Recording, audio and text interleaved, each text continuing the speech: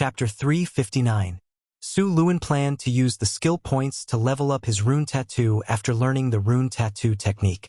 This time, he had not used the 5 skill points he had obtained from the platinum treasure chest. He had not even used the legendary skill points he had obtained from killing the frost giant chieftain. Su Luan wanted to master the rune tattoo technique as soon as possible. He planned to at least level up the rune tattoo technique to the advanced level.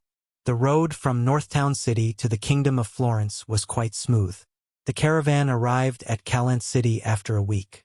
Along the way, no robbers dared to make a move, which disappointed Su Luan. Coming to Calent City again, Sullen's mood changed drastically. When he first came to the north, he was envious of the city. Although Northtown City's population couldn't be compared to Calent City, it had reached or surpassed Calent City in other aspects. Compared to the terrible sanitation of Calent City, Northtown City was like heaven. Fortunately, it didn't rain in Calent City, so the roads weren't muddy. The arrival of the caravan from Northtown City attracted the attention of many people in Calent City. After all, Northtown City's goods were popular. As soon as they arrived at Northtown City's warehouse in Calent City, many people who were hungry for profits tried to build a relationship with Northtown City. Unknowingly, Northtown City's existence made the surrounding nobles take the initiative to befriend them. Of course, Su Luan was part of it. If it weren't for Su Luan, these nobles would have torn off their disguises and started robbing Northtown City of all kinds of things and techniques. Su Luan couldn't be bothered with these small fries. He left them all to Xion, the manager of the caravan. "Sir Lord." Xion respectfully handed a document to Su Luan and said, "This is the list you asked for." This was the list of Calent's nobles that Su Luan had Xion collect. It contained their titles, fiefs, strength, and other basic information. There were also some simple interpersonal relationships. Although this list was simple, it wasn't easy to collect. Could be seen that Xion had put a lot of effort into it. The most powerful family in Calent City was the House of Savoy. Calent City was the fief of the House of Savoy, which was rich in mineral resources. The land around the city was quite fertile, and the transportation was well developed. The House of Savoy also possessed great power. Through the connections on the list, Su Luan quickly discovered Marquis Savoy's methods. He had promoted a large number of lesser nobles, and many of these lesser nobles were his knights. These small nobles had no foundation, and their fiefs were only 1 or 2 manors and castles. Thus, they could only rely on the House of Savoy. At the same time, the Marquis of Savoy used various methods to deal with the powerful nobles, such as division, marriage, isolation, and so on. The entire Calent City was completely under the Marquis of Savoy's control. "Sir, after Marquis Savoy heard that you've come to Calent City, he'd like to invite you to a banquet." Xion respectfully handed over an invitation card. "I got it." Su Luan nodded and received the invitation card. Su Luan had great admiration for this Marquis of Savoy. This Marquis had relied on the northern lands, which was not considered prosperous, to become one of the strongest competitors of the Henry clan in the Kingdom of Florence. This Marquis was quite powerful, having the abilities of a level 4 conferred knight. Moreover, he had many descendants. He had 9 sons and many daughters. This Marquis had made use of his marriage connections to rope in many of the powerful nobles in the Kingdom of Florence. He was very influential in the Kingdom of Florence. He had 7 daughters who were married to nobles of various sizes in the northern lands, and 4 daughters who were married to nobles in the southern lands. Even his granddaughters were being used as marriage connections, looking for nobles who were qualified to be roped in. This Marquis had spent several decades to weave a huge network of connections. This allowed the House of Savoy's influence to rise rapidly. Amongst the 4 marquises, he was ranked last. Right now, even the Henry clan, which was part of the royal family, could not do anything to him. Right now, the House of Savoy was continuously accumulating power. If the Henry clan, which was part of the royal family, were to weaken, the House of Savoy could very well become the new royal family of the Kingdom of Florence. Night fell. A luxurious carriage headed towards the manor of the Marquis of Savoy. The driver of the carriage was a sturdy young man. There were no family emblems on the carriage, but no one dared to look down on it. All the nobles in the city knew that this was the carriage of the owner of the caravan in the northern town. Su Len was wearing a gorgeous hunting outfit as he sat in the carriage. Beside him, Chris was also wearing a beautiful court lady's outfit. At this moment, Su Len was looking at the little succubus, who was wearing a serious outfit with great interest.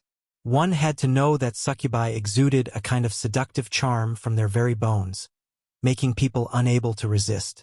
Now that she had changed into a conservative court lady's outfit, her movements were dignified, but there was a different kind of flirtatious expression between her eyebrows. Sullen's heart was on fire. "All right, master. Don't touch me anymore. We still have to attend the banquet tonight," the little succubus said with a charming smile. Su Len had no choice but to tidy up his clothes a little gloomily. "My lord, we're here." A guard's low voice came from outside the carriage. At the same time, a few guards at the side hurriedly came forward and asked, "Is Lord Su Len here?" "It's the lord of the northern town, Lord Su Len." The guard glanced at them and said plainly. A middle-aged man who looked like a manager immediately said with a smile, "Welcome, Lord Su Len. I'll inform the Marquis right away." Soon, a sturdy man in his 50s wearing a luxurious noble's robe led a group of people over to welcome Su Len. He had a smile on his face and immediately greeted him warmly when he saw him. "Welcome, Lord of the northern town, Lord Su Len." Su Len sized up the Marquis of Savoy in front of him. Although he was already in his 50s, the Marquis body was still strong. His face looked more like a middle-aged man in his 40s. Before a warrior entered the legendary rank, their lifespan would not be extended. After the peak of their physical strength passed, their strength would gradually decline. However, this Marquis of Savoy's strength did not seem to have declined. This was normal. With the strength and foundation of the Savoy family, it was normal for them to have some methods to extend their lifespan or maintain their combat strength. The Poland manor occupied a large area. There was even a small river flowing through the manor. The entire manor looked very beautiful. Su Len realized that this manor was simply a miniature version of a city. Su Len greeted the Marquis of Savoy warmly and followed him into the manor. Su Len communicated with the Marquis of Savoy while observing the others. He quickly discovered that there were 4 third-order commanders and 2 spellcasters among them. Su Len couldn't tell if the 2 spellcasters were wizards or sorcerers. The oldest among the commanders was no more than 30 years old. They looked similar to the Marquis of Savoy and should be his son or descendant. After noticing Sullen's gaze, they all smiled and nodded at him. "Welcome, Lord Su Len, to my manor. Thank you for your help in the war against the orcs," the Marquis of Savoy said with a smile. "This is what I should do. Resisting the orcs' invasion is the duty of us humans," Su Len said righteously. Of course, the nobles here knew that he was just saying it. However, this did not affect their praise. Su Len smiled at the hypocritical nobles. As for acting with them, Su Len was too lazy to do so. "Let me introduce you. This is my son, Vader. This is Count Charles, my closest comrade. This is Viscount Rogier. He is an excellent commander." Su Len greeted the nobles briefly and then walked into the banquet hall. The banquet was very sumptuous. The entire banquet hall was about 500 square meters. It was decorated with beautiful crystal lights that shone brightly. Dozens of maids stood on both sides of the table. The exquisite silver tableware shone brightly. There were roast geese, roast lamb, steak, lamb chops, fruit salad, desserts, and drinks on the table. The air was filled with an enticing aroma. I specially invited a halfling chef to make this. He used spices from the northern city. "I believe it will be to your taste," the Marquis of Savoy said with a smile. "Thank you very much, Your Excellency." Su Len nodded with satisfaction. Everyone began to enjoy the food. However, other than Su Len, who was eating happily, the other nobles were not in the mood to taste the food. They kept secretly observing Su Len. Sullen's expression was calm, as if he did not care at all. When Su Len was finally full, the impatient Marquis of Savoy could not wait to invite Su Len to his study. It was obvious that they were going to talk business. Su Luen patted Chris's hand and took her to the Marquis's study. Sir Su Len, it is a pleasure to meet you. The study was brightly lit with magic lamps. The Marquis of Savoy sat on a soft and comfortable chair with his son beside him. Although there was no one else in sight, Su Len could clearly sense that there were dozens of elite guards around the room. Su Len smiled and sat across from the Marquis of Savoy. He then smiled and said, "It is a pleasure to meet you too. Sir Su Len, I would like to have a deeper cooperation with you and your northern city. You should know that both of us are in the north. We can have a better cooperation," the Marquis of Savoy said with a smile. "Business cooperation is not a problem. Our northern city welcomes more partners," Su Len said. Su Len naturally knew what the Marquis of Savoy's intentions. However, he did not intend to have a deeper cooperation with him. After all, both of them were in the north. Apart from interests, they were also competitors. Moreover, he had already promised the Henry royal family. He would not go back on his word so easily. This time, he was here for something else. Chapter 360. Su Len wasn't surprised that the Marquis of Savoy was trying to rope him in. After all, the Marquis' actions over the years had made it clear that he wanted to become the new royal family. During the last Orc invasion, the king's faction lost a legendary knight, which gave him hope. However, he didn't expect the Henry royal family to react so quickly. They immediately found another legendary figure and gained his support. This greatly disappointed the Marquis of Savoy. Since the northern border also suffered heavy losses in the war, he could only slowly accumulate his strength. However, Sullen's visit to Calent City made the Marquis of Savoy think about it again. But Su Len rejected him. Su Len was still a man of integrity. Of course, to be more precise, he had to pay more. Su Len still hoped that the internal environment of the Kingdom of Florence could be balanced. More than half of the trade routes in the northern city had to pass through the Kingdom of Florence. He didn't want the development of the northern city to be affected by the war. At the very least, he had to wait until the northern city had completely digested the previous population. "Sir Su Len, did you come to Calent City just for some business matters?" The Marquis of Savoy was a little disappointed. Su Len shrugged and said, "Of course, other than business matters, I also want to recruit some people. After all, the northern city's foundation is too shallow. I need some people to help me manage my territory." "That's easy. I can recommend some people. They are more than willing to serve you," the Marquis of Savoy said with a smile. "Thank you." Su Len nodded and said, "Sir Marquis, you are the owner of this place. I have another request that I need your help with." "What request?" The Marquis of Savoy put down the black tea in his hand and moved his body. Su Len took out a crystal bottle from his storage space and put it on the table. "I have some special things that I want to sell. I need some powerful buyers. Of course, these people are best if they are wizards. Of course, nobles can also participate." "What is this?" The Marquis of Savoy looked at the crystal bottle on the table in confusion. The crystal bottle was very beautifully polished. There was some red translucent liquid inside.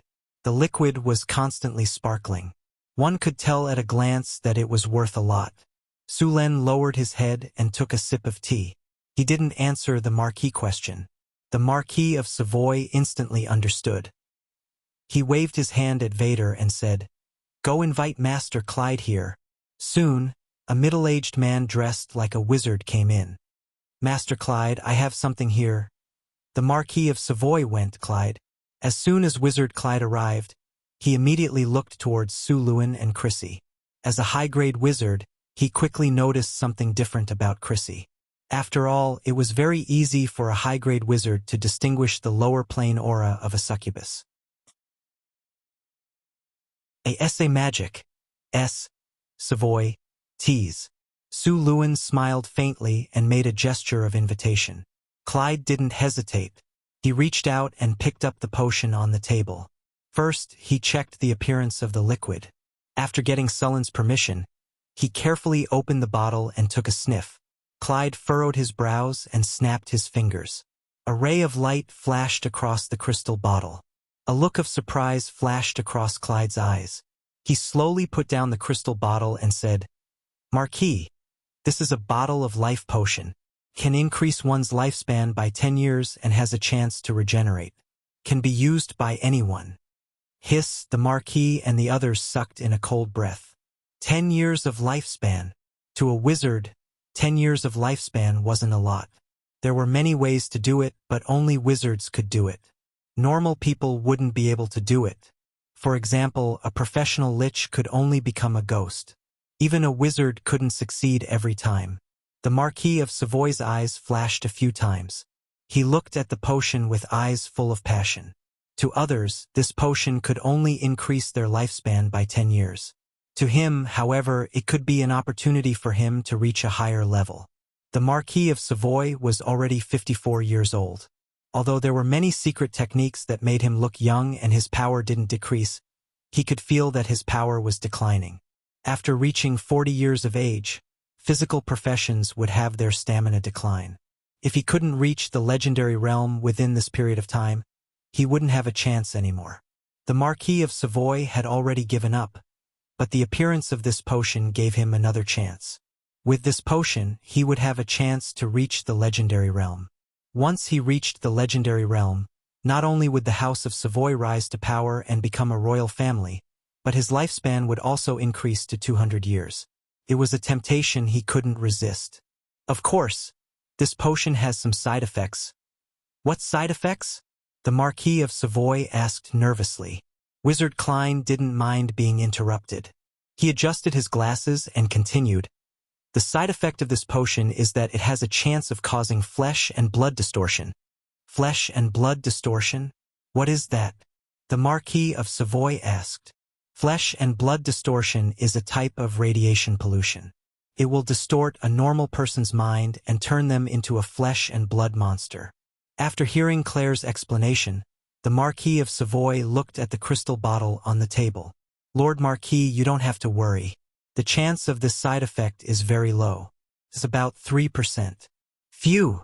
After hearing that there was a 3% chance, the Marquis of Savoy calmed down. 3% was already a very low chance. As long as one was not too unlucky and was cursed by the goddess of misfortune, one would not encounter such a situation. Lord Sulen, what price do I have to pay for this potion? The Marquis of Savoy took a deep breath and asked with a serious face. Sulen smiled. Of course I can sell you this potion, but you have to do what I asked first. The Marquis of Savoy nodded. Understood. I will inform them to come here in 2 days. Sulen and Chris stayed in the study for a while before leaving. The Marquis of Savoy had prepared a room for Sulen. After entering, Sulen realized that this room was even more luxurious than his bedroom in Northern Town City. The magic lamp in the room was a little dim, and the air was filled with a sweet scent of incense. The room was as warm as spring, and there were 2 pretty maids standing in the room. The 2 maids looked to be about 16 years old. Their skin was fair, and their figures were curvy.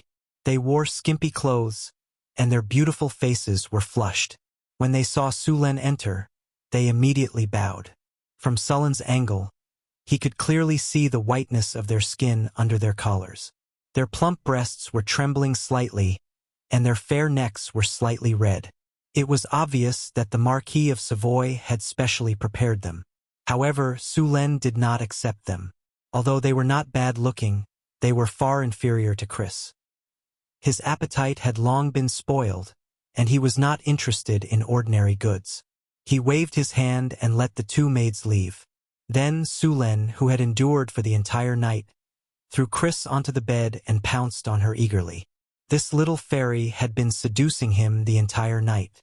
The little succubus panicked instantly, like a helpless young girl. In the study, just after Sulen left, the Marquis of Savoy said, Master Clade, how strong is that Lord Sulen? Very strong, Klein said seriously. You all noticed the beautiful woman beside him, right? I saw her. She is indeed very beautiful. Even I can't help but be tempted, Savoy said. Clade said calmly, if I'm not wrong, she should be a high-level succubus. What? That potion can only be made by a high-level alchemist, Clade added. The potion he took out and the succubus. It seems that this lord is not simple. He has many secrets, Savoy said slowly. No wonder he dared to build a kingdom in the northern wilderness. The Savoy family was powerful. Their greatest reliance was their uncle in the Church of the Dawn Lord, a legendary-level priest. However, as a member of the church, most of the time, he could not interfere with the affairs of the nobles. Therefore, although their family had a legendary-level priest, he was only responsible for protection. Vader, tell the people below to be respectful to this lord. Vader nodded and said, Yes, father. Also, control your eyes. Don't stare at that succubus anymore. I'm sorry, father. I've disappointed you. My disappointment is a small matter. If you anger that lord, you can go back to the countryside to manage the farm. Savoy said expressionlessly. Vader's body trembled slightly. He immediately said loudly, Father, there won't be a next time. Get someone to bring Sandy here. The Marquis nodded slightly. Father, you want to? Henry has a daughter. Do you think I don't? In comparison, our family is better at these things. Even if there's only a slight chance, it's worth a try. Soon, a beautiful girl came into the study. She gracefully bowed to the Marquis and asked, Father, is there anything you need from me? The Marquis of Savoy looked at his most beautiful daughter and said, A very distinguished guest came to our house today. Tomorrow you will be in charge of receiving him. Remember not to reject his requests. Remember to wear your most beautiful dress. The girl was stunned. A trace of sadness flashed in her beautiful eyes. Then, she stood up as if nothing had happened. I know. I'll go back and prepare. She naturally knew what the Marquis meant. She was very clear about her family's tradition. Although the Marquis was very good to her, he would not change his mind because of this. Chapter 361. It was a quiet night. Sulen had a good rest last night, but the little succubus was a little miserable. She was taught a lesson by him with the plasma cannon. After opening the door and going out, Sulen's mood was even better. He was greeted by a noble girl wearing an exquisite low-cut lace dress. Her tall figure and gorgeous appearance were pleasing to the eye. She was not inferior to Phyllis at all, only slightly inferior to the little succubus. Sir Sulen, I am the daughter of the Marquis Xanthi. I will be the one to receive you today, the noble girl said as she curtsied. After seeing this girl and thinking about the tradition of the Savoy family, Sulen instantly thought of the Marquis of Savoy's plan. However, he did not reject it. As for what they thought, it would depend on the situation. A honey trap. As long as the beauty stayed, it would be fine. Xanthi was a very beautiful noble girl. Due to the fact that Northlanders had some barbarian blood in their veins, they were a little taller. She was 1.8 meters tall, had fair skin, and her legs were long and slender. Because she was wearing a slim-fit dress, her tall breasts and slender waist outlined a beautiful curve.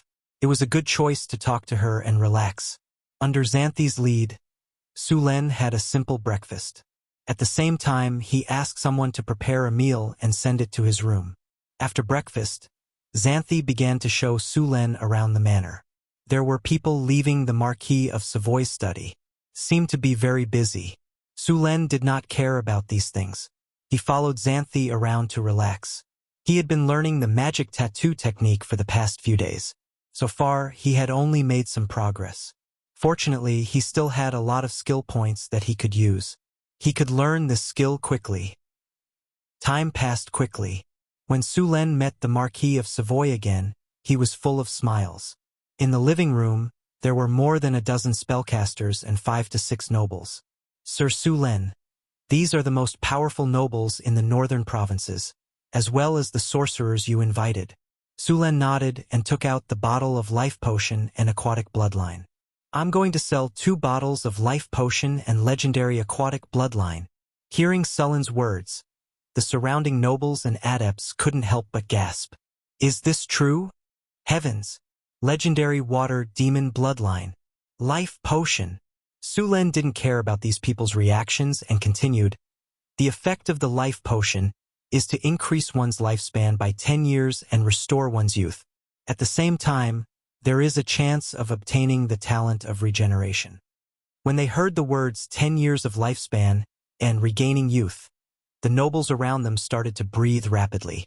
The wizards did not react at all. Legendary Water Demon Bloodline? This bottle of elixir is the essence obtained after killing a legendary water demon and condensing its heart and blood. It contains the purest power of the legendary water demon bloodline. As long as the bloodline is successfully implanted, it can turn an ordinary person into a warlock. Because this bloodline potion came from a legendary creature, its theoretical limit is also legendary. As long as this potion is used well, it can create a warlock family with a legendary bloodline. The people who were shocked by the bottle of life potion were instantly attracted by the bloodline potion. Their eyes were full of passion as they looked at the potion. A warlock family with a legendary bloodline was something they couldn't help but pay attention to. Everyone's breathing became rapid. The wizards were also very interested in the water demon bloodline. After all, there were very few wizards who could enter the legendary rank, and these wizards weren't confident of success. With this bloodline, they had a chance to become legendary warlocks. Although they wouldn't be as powerful as legendary wizards, they would still be better than those who couldn't break through. Su Lin took in everyone's expressions and was very satisfied with their performance. Next was the auction for the 2 potions. The first to be auctioned was the life potion. Although it couldn't compare to the legendary water demon bloodline, the 10 years increase in lifespan was still coveted by the nobles. The wizards around didn't bid. They had already planned to do their best to get the water demon bloodline. The nobles, on the other hand, bid one after another. In a short while, the price rose to 50,000 kinner. After this price, the bidding slowed down a lot. In the end, the Marquis of Savoy bought the potion for 83,000 kinner. The other nobles hesitated for a moment and looked at the water demon bloodline potion next to them. After weighing the pros and cons in their hearts, they finally gave up. Su Lin knew what they were planning. In fact, if they wanted to sell it for a high price, they should sell the water demon bloodline potion first. This way, both potions could be sold for a high price. The reason he didn't do this was because the Marquis of Savoy had already helped him find over 10 scholars. Su Lin naturally had to take care of them. Of course, Su Lin also planned to prevent the Marquis of Savoy from bidding for the water demon bloodline potion. If the Savoy clan had a high-level warlock, they would become a warlock clan. Their strength would definitely increase tremendously, and the balance would be broken. This was an outcome Su Lin didn't want to see. As for the life potion, even if the Marquis of Savoy used it, it wouldn't be easy for him to advance to the legendary level. It wasn't that easy to advance to the legendary level. Advancing to the legendary level was, in fact, tempering one's entire body. At this level, one would already be very different from ordinary people. The legendary level had already broken through the boundary of the extraordinary, and their life force had been raised to a higher level. It was very difficult to advance step by step. Take the Marquis of Savoy, for example. He had become a conferred knight at the age of 33, and reached the peak of conferred knight at the age of 37. However, after over 10 years, he still hadn't broken through to the legendary level. Was it because his aptitude wasn't good enough? No. On the contrary, his aptitude wasn't bad. The reason he hadn't been able to advance to the legendary level was very simple. It was because he hadn't experienced enough battles, and hadn't been able to completely stimulate his source of life under that kind of pressure. If he still hadn't tempered his will after using the life potion to face intense battles and pressure, advancing to the legendary level would still be his wishful thinking. However, how many people would be able to let a noble who had been raised to be on the verge of life and death? Next up was the auction for the water demon bloodline potion. Compared to the life potion, the auction this time around was even more explosive, and the price quickly broke through 200,000. In fact, it wasn't difficult to form a warlock family with something like the legendary water demon bloodline potion. However, it wasn't easy to advance to the legendary level. Even if this bottle of blood was left behind by a legendary level water demon, and its upper limit could reach the legendary level. That was only in theory. There were many dragon bloodline warlocks whose bloodline potential was much stronger than this legendary level water demons. However, how many dragon bloodline warlocks had actually managed to advance to the legendary level? Most of the dragon bloodline warlocks were stuck at the advanced and master level. As for this bottle of legendary level water demon's blood, it was at most at this stage. The chances of it advancing to the legendary level were very slim. Very soon, the price was raised to 300,000 kinner. At this moment, only the 3 warlocks, the Marquis of Savoy, and another noble were still bidding. The price was still rising bit by bit. Just as Su Len felt that this bottle of potion would eventually fall into the hands of these few people, a warlock beside him suddenly said, "Lord Su Len, I'd like to have a talk with you." "A talk?" Su Len raised his eyebrows. That's right. This middle-aged warlock, who looked like he was in his 40s, said with a calm face, "I have a better offer." Su Len hesitated for a moment, and then said, "All right." After signaling for the auction to stop, Su Len and this warlock went to another room. After entering the room, this warlock waved his hand and set up a soundproof spell. After that, he spoke to Su Len. "Lord Su Len, I am Andre, an intermediate warlock. I'm proficient in runes, potioneering, and alchemy. You called me here just to say this?" Su Len said with a smile. Andre shook his head and said, "Of course not. What I want to say is that I'll work for you for 30 years, and you'll give me that bottle of legendary level water demon's blood potion as my reward." Su Len raised his eyebrows, and he kept thinking in his mind, "This way I can quickly become an advanced warlock. With my ability, I can easily earn you more than 300,000 kinner after working for you for 30 years. Andre said with confidence. 300,000 kinner. If you auction it, I can get it immediately. But you're paying me in installments, and there's no interest. No matter how I look at it, I'm at a disadvantage. Su Len said with a smile. 300,000 kinner is just the basic income. As an advanced warlock or even a master warlock in the future, I can do a lot of things, right? Andre said. Su Len shook his head and said, "If that's the case, why should I choose you? There are a few warlocks out there who are more advanced than you. Wouldn't it be better to work with them? They're different. Those warlocks basically have families or have joined warlock organizations. Basically, they won't join Warlock City to help you. I'm different. I've already left the warlock organization. I'm now a wandering warlock." Su Len thought for a moment and still shook his head. "No. Why?" Andre asked anxiously. 30 years is too short, Su Len said. "Then how many years do you want?" Andre's eyes lit up when he heard Su Len's words. He knew that his offer had moved Su Len. Su Len said, 200 years. Impossible. 200 years? That's too long. 50 years at most. You're just an intermediate warlock. The knowledge you have is limited. If you work for me, you'll definitely learn a lot. You'll make a fortune. No, that's too long. If I don't become a legend, I might not be able to leave Warlock City even if I die of old age. Warlock City has a good environment. It's very suitable for retirement. Besides, even if you don't become a legend, it's fine. Before you die, I can ask someone to turn you into a lich so you can continue to work for me. You don't have to pay for the resources needed to turn you into a lich. You just have to work for me for another 200 years. You see, I'm very considerate of my employees. Even if you can't pay me back, they're still your descendants. Your warlock family can pay me back for you. Old capitalist Su Len. After a heated argument, both sides finally reached an agreement. Andre would work for Su Len for 80 years without paying anything. After both sides signed the magic contract, Su Len finally smiled with satisfaction. A bottle of potion in exchange for 80 years of work for a high-grade warlock. This was a good deal.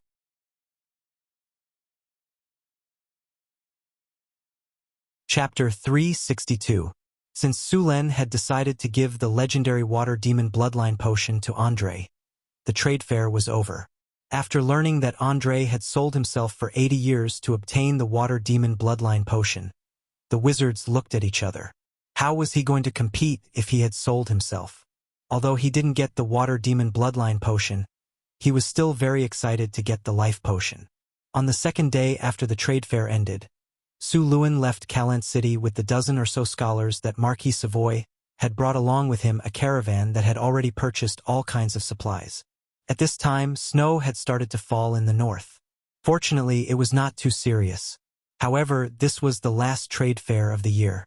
In the following days, the road between Northern City and Calent City would be covered in snow. Nothing happened on the way back.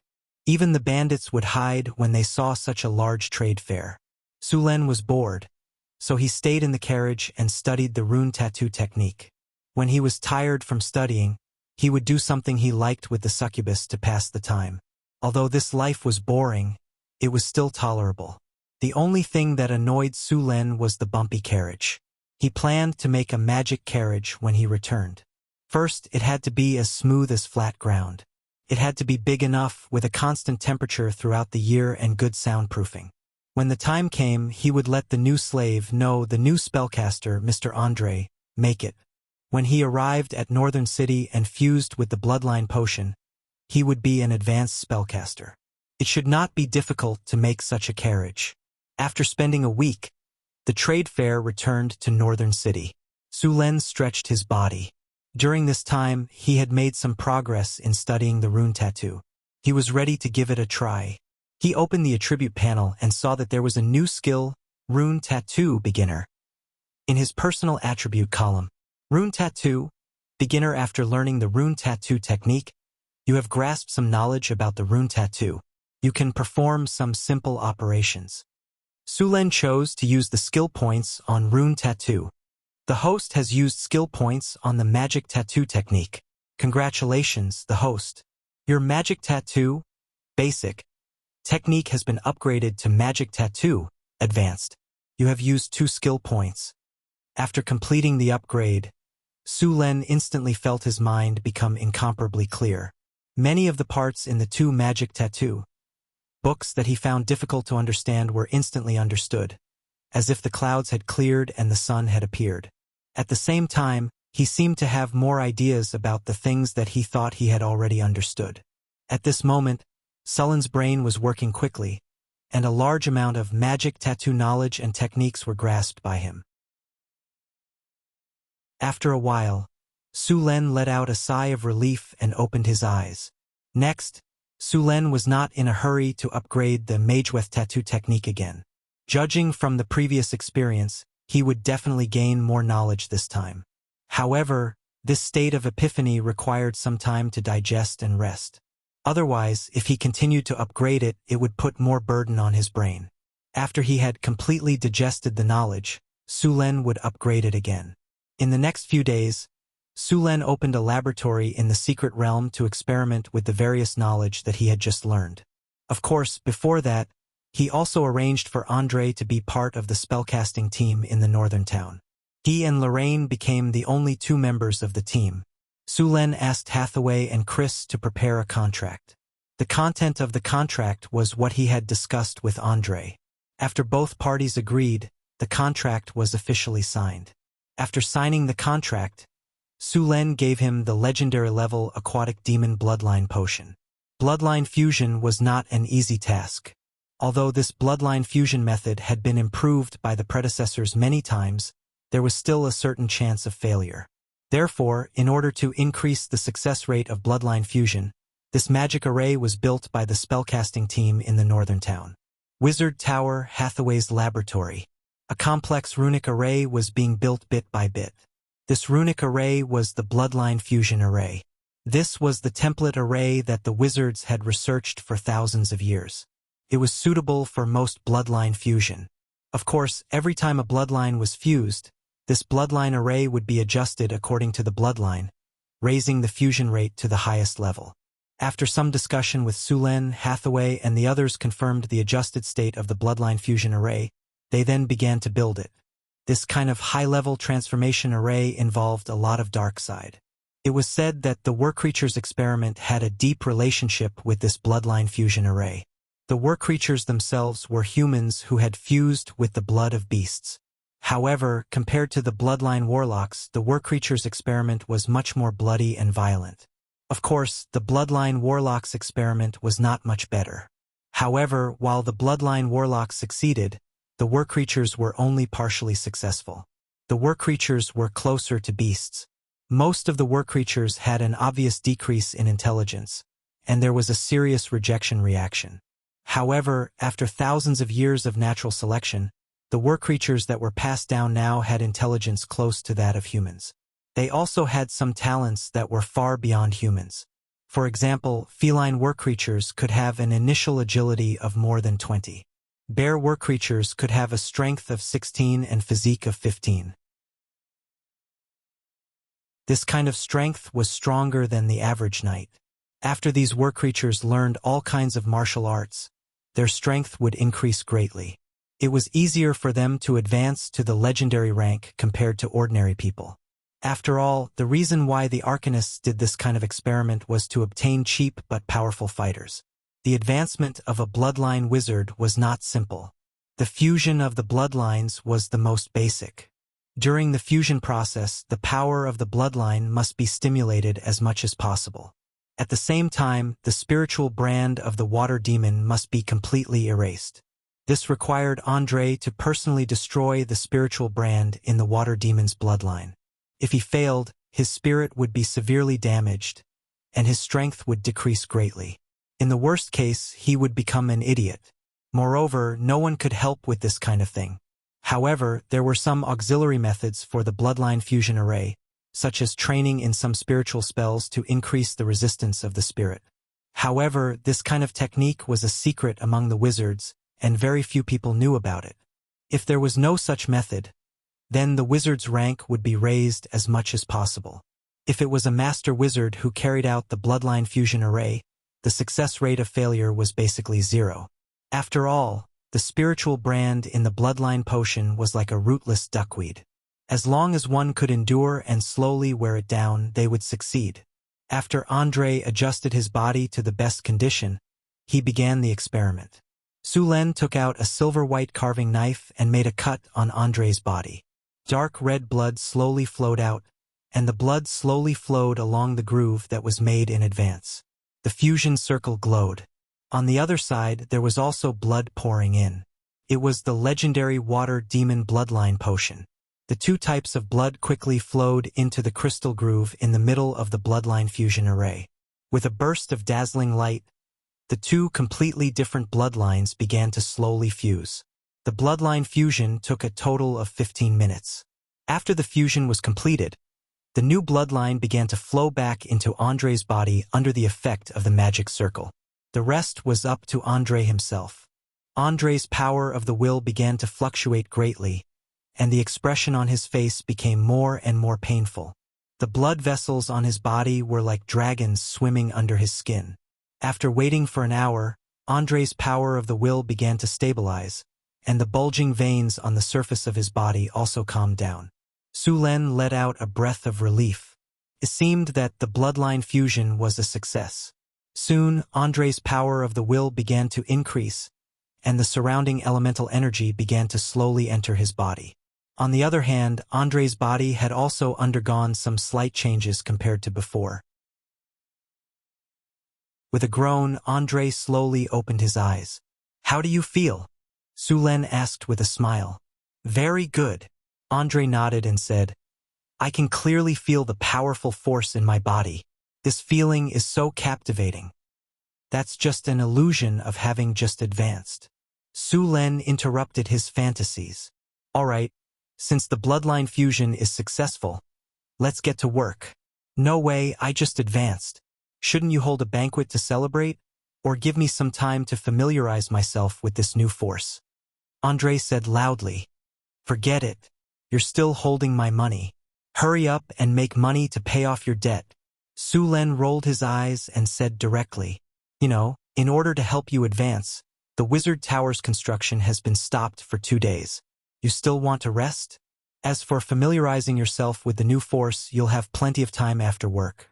Very soon, Andre dejectedly left the bloodline fusion array and went to the laboratory next door to start working. After Andre had successfully become a bloodline warlock, Su Len also left the Wizard Tower. After this period of digestion and absorption, as well as the construction of Andre's bloodline array, Su Len had finished digesting the knowledge of Mageweth Tattoo Advanced. He was ready to level up this skill again. Opening the attribute panel, Su Len chose Mageweth Tattoo and leveled it up. 3 skill points disappeared in an instant, and Sullen's mind entered a state of emptiness. A large amount of knowledge about Mageweth Tattoo appeared in his mind, and his understanding of magic tattoo technology began to improve rapidly. In this state, all the difficulties in the knowledge of the Mageweth Tattoo were solved in an instant. The Mageweth Tattoo Advanced on the attribute panel also silently changed to Mageweth Tattoo Proficient.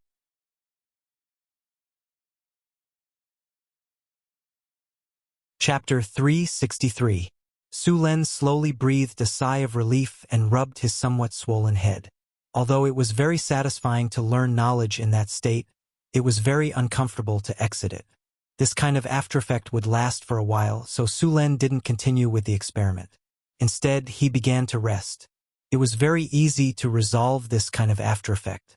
He just needed to let his brain relax and rest. Early the next morning, Su Len woke up full of energy after a night's rest. In the next few days, Su Len began to conduct more in-depth research. At the same time, he also digested the knowledge and information about the magic tattoo. During the period when Su Len was in seclusion, the development of Northern Garrison City was very smooth. The damage caused by the invasion of the Beastman Coalition was finally repaired after this period of work. The collapsed city walls were rebuilt. The city walls that were damaged by the earthquake were also pushed down and rebuilt. After the reconstruction, the city walls were wider than before. They were 12 meters wide at the bottom and 7 meters wide at the top. The city walls were 15 meters high. In order to prevent them from being damaged by the earthquake again, the foundation of the city walls was reinforced. Some obsidian was also mixed in to strengthen the magic defense of the city walls. It wasn't easy to destroy the city walls like before.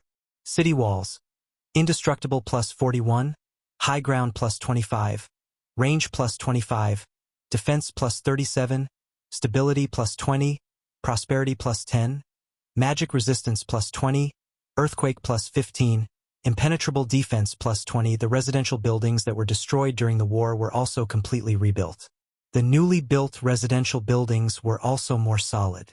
Residential buildings: warm in winter and cool in summer plus 12, comfort plus 10, indestructible plus 20, population growth plus 10, stability plus 20, popular plus 15, earthquake plus 15. After the construction was completed, the infrastructure of Northern Garrison City continued. According to Sullen's plan, all the roads in Northern Garrison City needed to be paved with stones or slabs. The width of the main road required 8 horse carriages to pass side by side. The other roads also had to allow 4 horse carriages to pass side by side. Although the main road of Northern Garrison City seemed very wide, compared to the Vermilion Bird Avenue of the Great Tang Empire in his previous life, the main road of Northern Garrison City couldn't even be compared to the Vermilion Bird Avenue of the Great Tang Empire. One must know that the Vermilion Bird Avenue of the Great Tang Empire was more than 150 meters wide. Such a wide main road could even be used as a football field, let alone vehicles. After 3 expansions, Northern Garrison City's surface area wasn't small in this world, but it was still far from being comparable to the Great Tang Empire. Ancient Chang and City had a length of 9,700 meters from east to west and a width of 8,600 meters from north to south. The entire city had a circumference of 36.7 kilometers and an area of 84 square kilometers. Northern Battlefront City was only a fraction of its size. Although Su Len didn't plan to turn it into a super city like Ancient Chang, he still wanted to make it a first-class city. Su Len was still working on the 4th phase of the city's blueprint. By then, the area of the city would be 4 times bigger than it was now. Of course, this was a long-term goal. The population of North Town City was too small to support such a large city. Together with the roads in the city, there were also drainage canals. The drainage canals in the northern part of the city extended in all directions. Su Len didn't want the city to be flooded every time it rained, so they attached great importance to the drainage system. Su Len purposely built a sewage treatment plant outside of the city to deal with the sewage. The sewage treatment plant was a large-scale purification rune array. In fact, this was a druid spell. After studying the druid spells, the wizards imitated this spell and created it. The treatment effect was quite good. The sewage treatment plant didn't occupy a large area. A lot of materials and magic crystals were used to construct a rune array on the ground. Through this rune array, the energy of the surrounding ley lines could be gathered here to form an energy pool.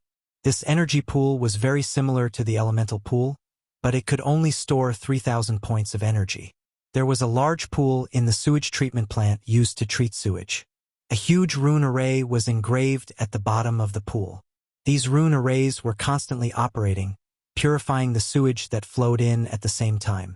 After being purified by the rune array, the sewage was almost the same as river water. It was completely drinkable. However, Su Len felt a little awkward. Part of the purified water was used to irrigate the farmland, while the other part flowed back into the river. During this period of time, other than the construction missions, the northern battlefront city had also issued a large number of missions to collect magical plants. These magical plants were planted in the arcane garden, which had now become another landmark of the northern battlefront city. The rich elemental energy, the exquisite craftsmanship of the buildings, and all kinds of beautiful plants made many people want to come closer and have a look.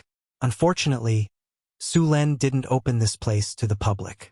The magical plants in the arcane garden were thriving. Half of the spring water from the Fountain of Vitality was used to irrigate them every day. Every day, there would be wizard apprentices coming to the arcane garden to do all kinds of planting missions. It wouldn't be long before the magical plants here were harvested. The ones who liked the arcane garden the most were the half-elves. Grace purposely asked Su Len to allow the half-elves to enter the arcane garden.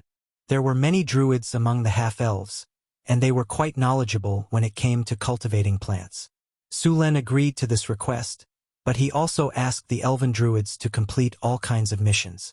With the addition of these half-elves, the arcane garden quickly became more beautiful. The half-elves were also art lovers. These half-elves also began to modify and decorate some of the sculptures in the arcane garden. It could be said that the arcane garden had now incorporated some elven art. Su Len was very satisfied with the development of the northern battlefront city. After all, it took less than 2 years to build a city like this on the wasteland. It was a miracle. After digesting and absorbing the knowledge, Su Luen had a lot of ideas about the craft of Mageweth Tattoo, but he was not satisfied. Instead, he used the legendary skill point to upgrade Mageweth Tattoo Expert to Mageweth Tattoo Master. The master-level rune tattoo technique was very powerful. After mastering this technique, Su Len began to modify his lord's guards. With the development of the northern battlefront city, Su Len was now facing more and more powerful enemies.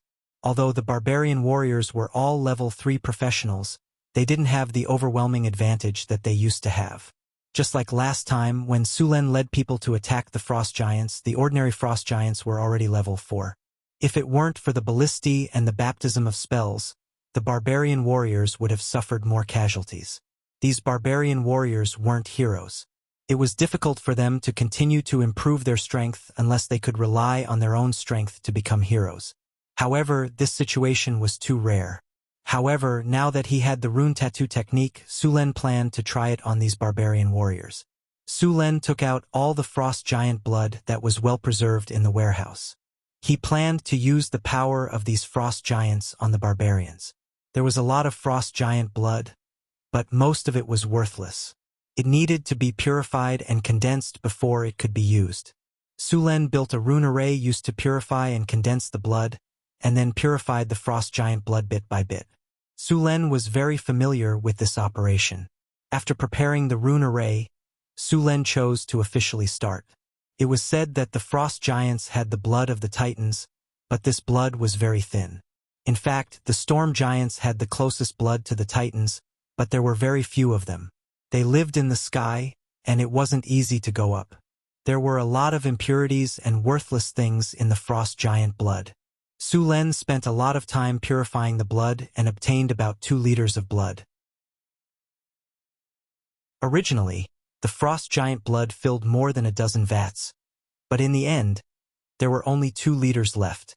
After preparing the other magic materials, Su Len began to inscribe runes on the barbarian warriors.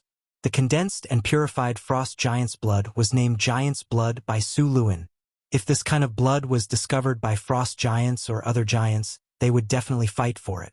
This kind of blood could make their original blood more powerful, and even have a certain chance of atavism.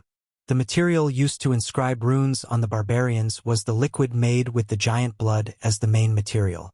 In addition to the giant blood, there were also dozens of magic materials, such as arcane dust, astral silver sand, blood essence grass, moon primrose, and so on. This was invented by Su Len himself based on the knowledge in the rune tattoo. After the mixing, the final blood was a pale gold color. The first to be willing to experiment was the captain of Sullen's guards, Johnson. The rune inscription didn't need to be shaved completely like the rune tattoo in the early days. It only needed to be shaved.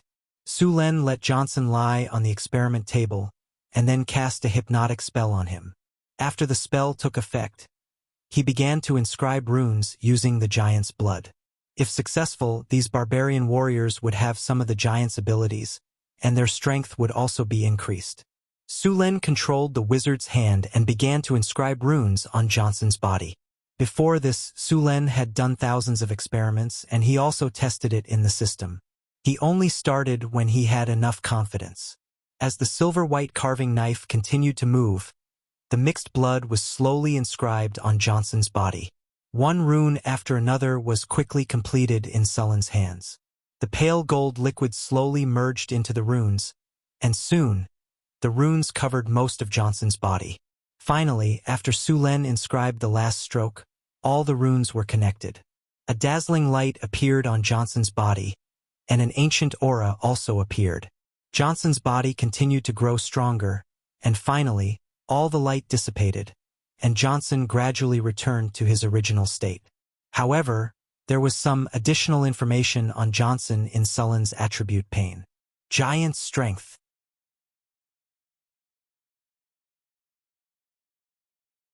Chapter 364. After all the spiritual light dissipated, the tattoos on Johnson's body also slowly disappeared.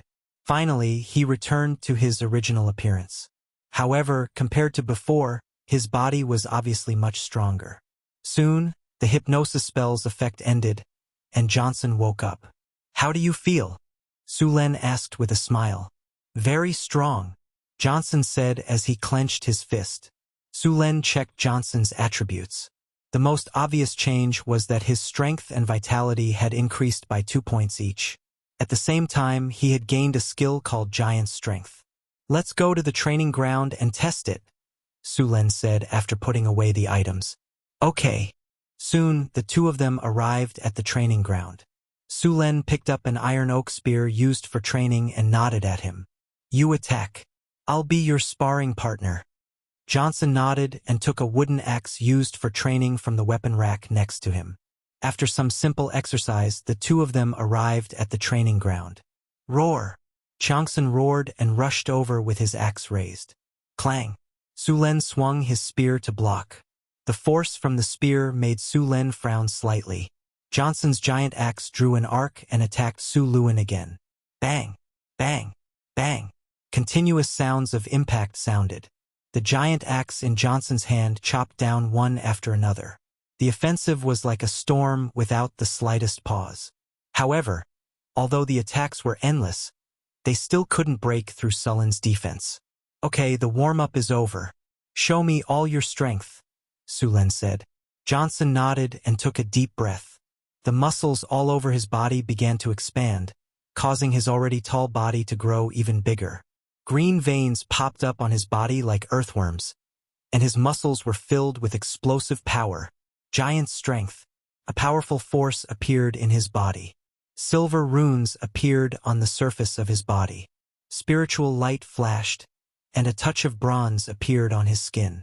There was even a touch of metal on his body. Is this the power of giants? Seeing Johnson's change, Su Len was also a little surprised. Johnson felt that his body was filled with an incomparably expanding power. This power made him roar uncontrollably. The axe that he used to be comfortable with was now like a toy in his hands. Su Len was equally surprised when he felt the aura coming from Johnson's body. He had actually broken through to the legend rank. No, there was still some difference between this and a legendary. At best, it could only be considered a pseudo-legendary level. Roar! At this moment, Johnson roared and rushed forward. The giant axe in his hand chopped down with great force. Sullen's eyes narrowed and he dodged immediately. Bang! With a loud bang, the hard ground cracked like a spider web. Johnson didn't stop. He swung his giant axe horizontally as if he wanted to cut Su Len in half. Clang! A dull sound of collision rang out as the huge axe was blocked by Su Luan's long spear. Su Luan also withstood the huge force of the axe. With a light cracking sound, the ground under their feet cracked inch by inch, and a large number of stones were sent flying. The hard ground simply couldn't withstand the aftermath of the battle between the two. The two didn't have any intention of stopping. Johnson's attacks became more and more powerful. The whole training ground was like a house that had been demolished. A large number of stone slabs on the ground were broken, and a large number of cracks appeared on the surrounding walls. If the building wasn't sturdy enough, it would have collapsed long ago. The iron oak weapons in their hands, which were as tough as steel, had also become tattered. Crack! After a violent collision, the weapons in their hands could no longer withstand such violent destruction, and both of them broke with a crack. After the weapons were broken, the battle between the two came to an end. Su Len was quite satisfied with the power Johnson had shown just now. After activating the giant's strength, Johnson's strength had reached the legendary level. His strength was no less than the Orc Chief's. In this state, Johnson's defense had also become very high. The layer of bronze-like skin on his body didn't just look like bronze. After testing, it was found that ordinary weapons couldn't cause any damage to his body. Swords and sabers could only leave a shallow white mark on his skin. In addition to physical defense, Johnson also had good magic resistance after transforming. This strengthening of both attack and defense made him a meat grinder on the battlefield. Giant strength. You have inherited a trace of power from the ancient giants. After activation, you will become a god. Your strength will increase by 20, your vitality will increase by 20, your armor will increase by 10, equivalent to full body plate armor. Your magic resistance will increase by 50, and you will also become a regenerative state with accelerated recovery of injuries. Lasts for 1 hour. Giant strength? God's strength? After seeing the dramatic changes in Johnson's attributes in the system, Su Len was also very surprised. This state was too strong. The giant's strength should have inherited a trace of power from the Bronze Titans. The Titans were born at the same time as the ancient gods and dragons. The earliest Titans had the same power as the ancient gods. Many of the ancient gods were Titans themselves. In the newly born multiverse, Titans, ancient gods, and dragons were all abnormally powerful creatures. With the continuous perfection of the rules of the universe, the ancient gods retired, and the Titans and dragons gradually declined. According to the research of the Arcane Empire, the original dragons were far more powerful than the current dragons. For example, at that time, the colored dragon Tiamat's body could be more than 10,000 meters long, and the metal dragon was no worse. But now, although Tiamat's body hadn't left her divine kingdom for a long time, it was now at most 200 meters long. The perfection of the rules of the universe made these powerful creatures continue to decline. In order to adapt to the environment, they had to change. Until now, when the rules of the universe were perfected and stabilized, the chromatic dragons and metal dragons became what they were now. And after the rules were perfected in the material world, the ancient dragons would be rejected by the material world. They had basically reached the limit that the material world could bear. Of course, there were also ancient dragons who used secret methods to suppress their strength, shrink their bodies, and force themselves to stay in the material world. The same was true for the Titans. Their bloodline continued to decline, and each generation was weaker than the previous. This situation would continue until the rules of the universe felt that they would no longer threaten the safety of the universe. The dragons were fine, at least they could still live in the material world. But the Titans were not so lucky. There had been no trace of them in the material world for a long time.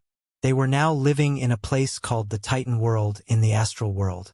The dragons used different ways to survive.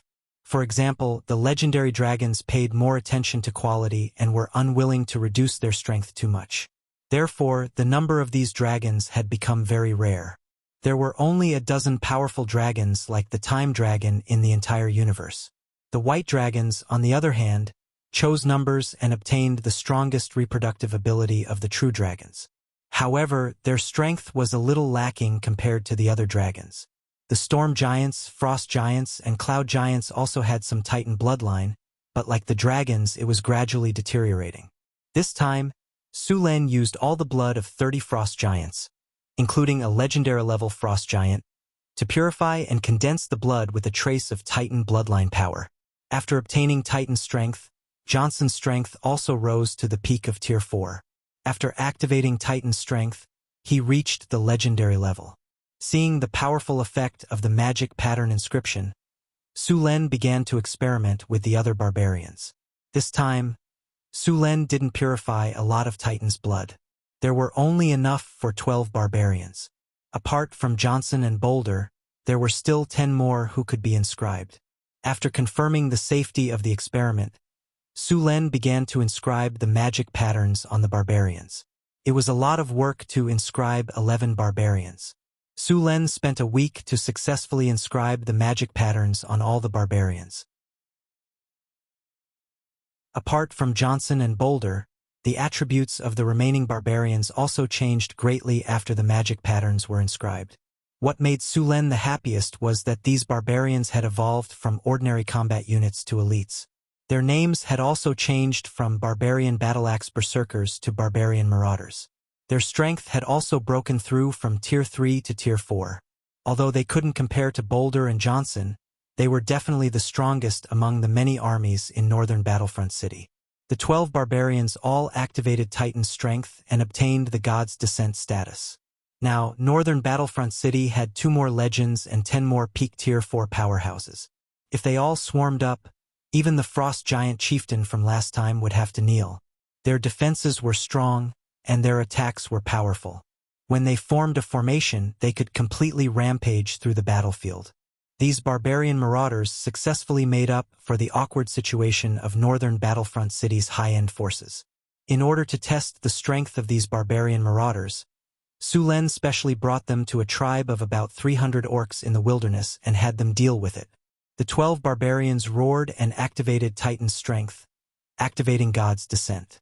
A powerful aura spread out from their bodies, and a bronze metallic luster appeared on their bodies.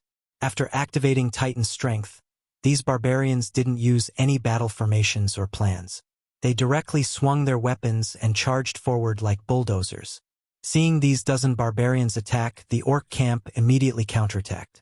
A large number of orcs raised their weapons and charged at these strange-looking barbarians. However, what made them despair was that their weapons only left shallow marks on the barbarians' bodies. They couldn't break through their defenses at all. The barbarians didn't even bother to dodge.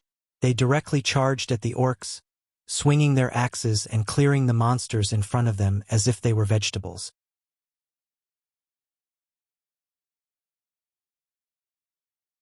Chapter 365.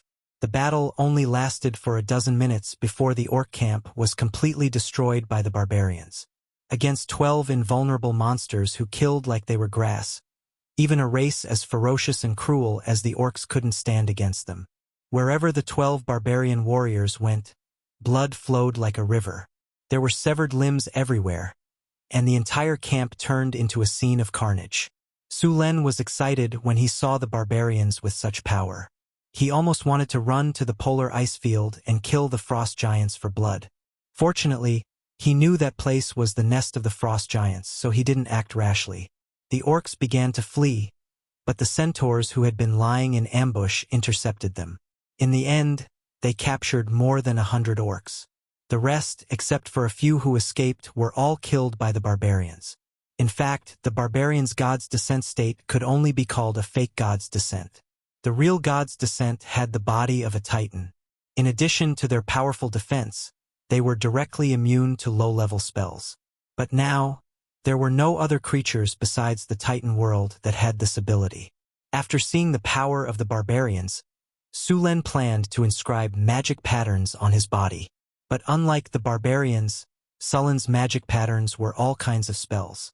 He planned to inscribe some common spells on his body. When the time came, he wouldn't need to prepare to cast them. He could use the magic patterns to release them. The master-level magic tattoo technique was very powerful. With the help of Wizard's Hand, Su Lin could inscribe magic tattoo on himself. Although Wizard's Hand was only a Circle 0 spell, it still had many uses. It could lift objects up to 5 kilograms and control objects up to 15 meters away. As for the operation, it depended on the individual's ability. Some people could use Wizard Hand to its fullest potential, while others could only use it to pick up items and clean up. In the Pink Book, the Sorcerer's Hand spell was listed as a classic secret spell. There wasn't much difference between a beginner magic pattern tattoo technique and an ordinary one.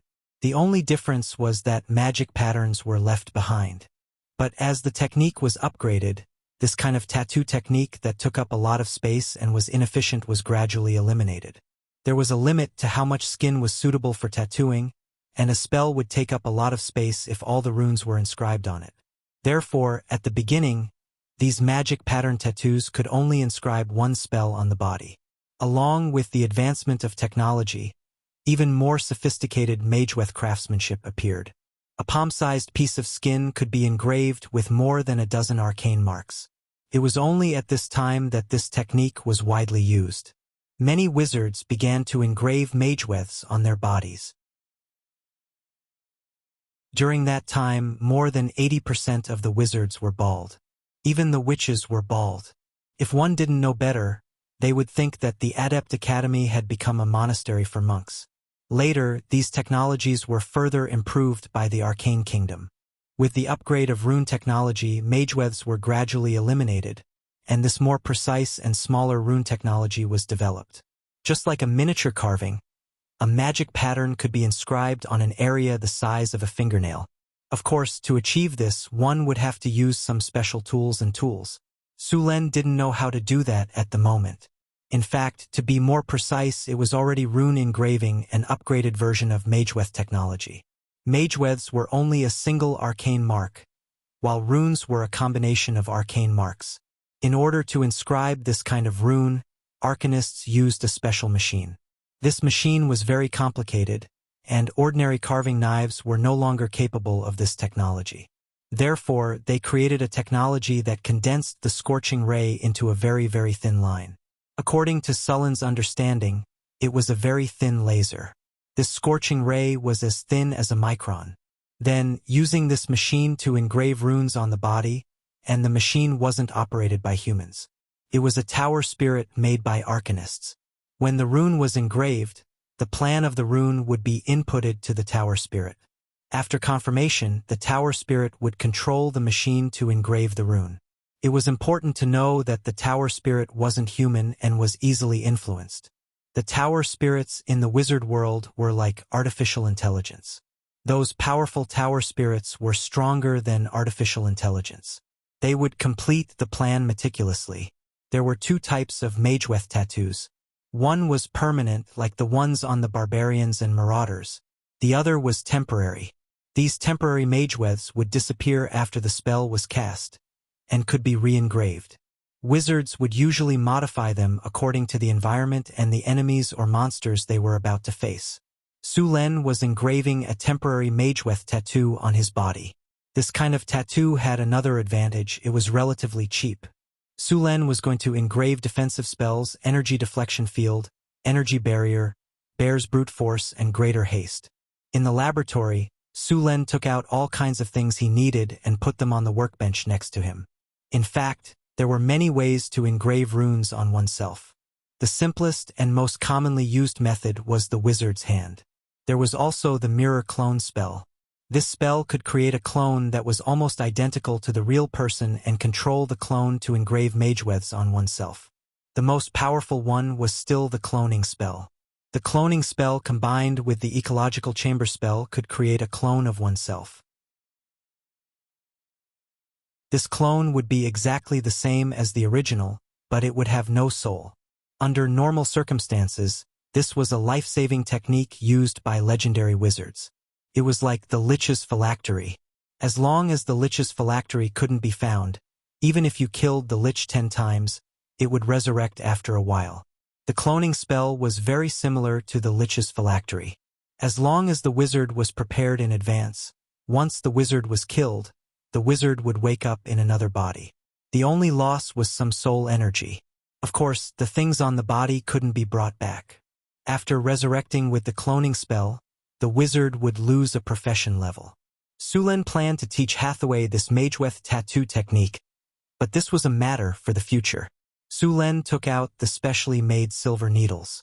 On the table next to him was a magic solution used for tattooing.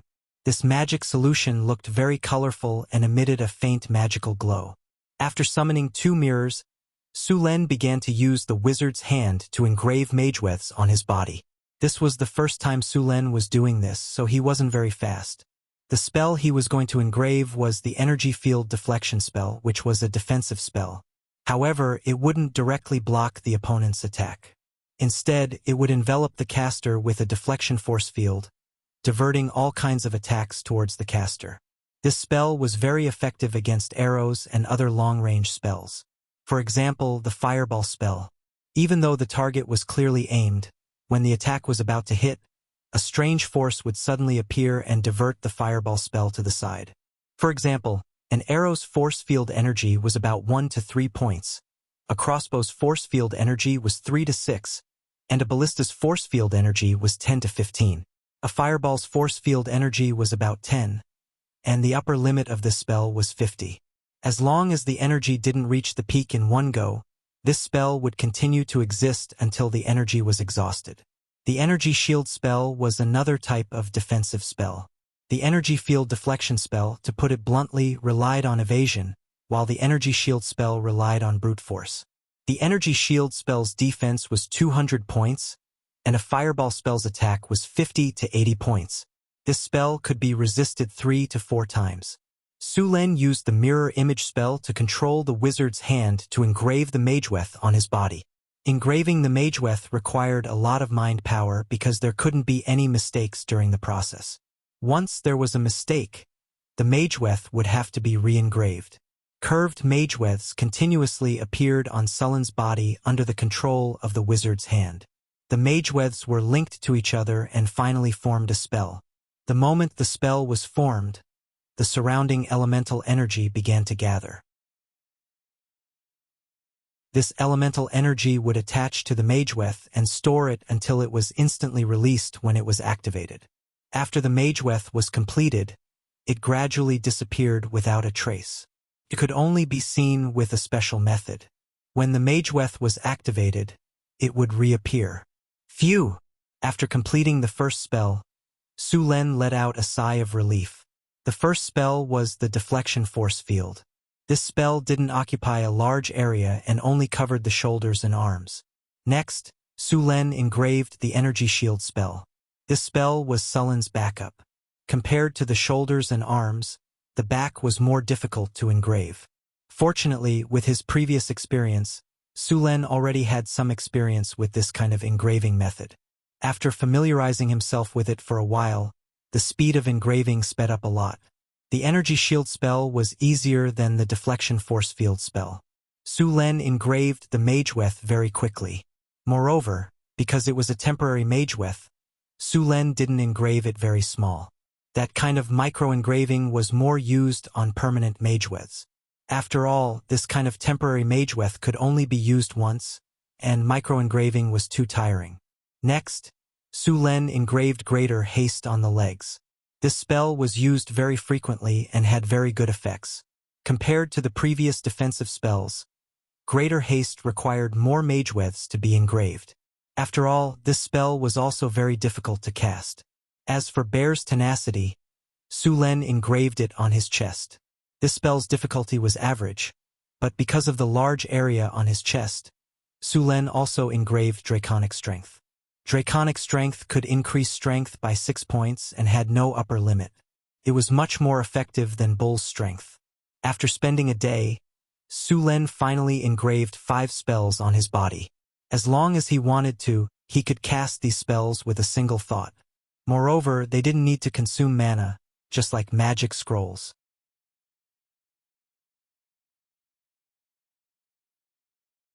Chapter 366.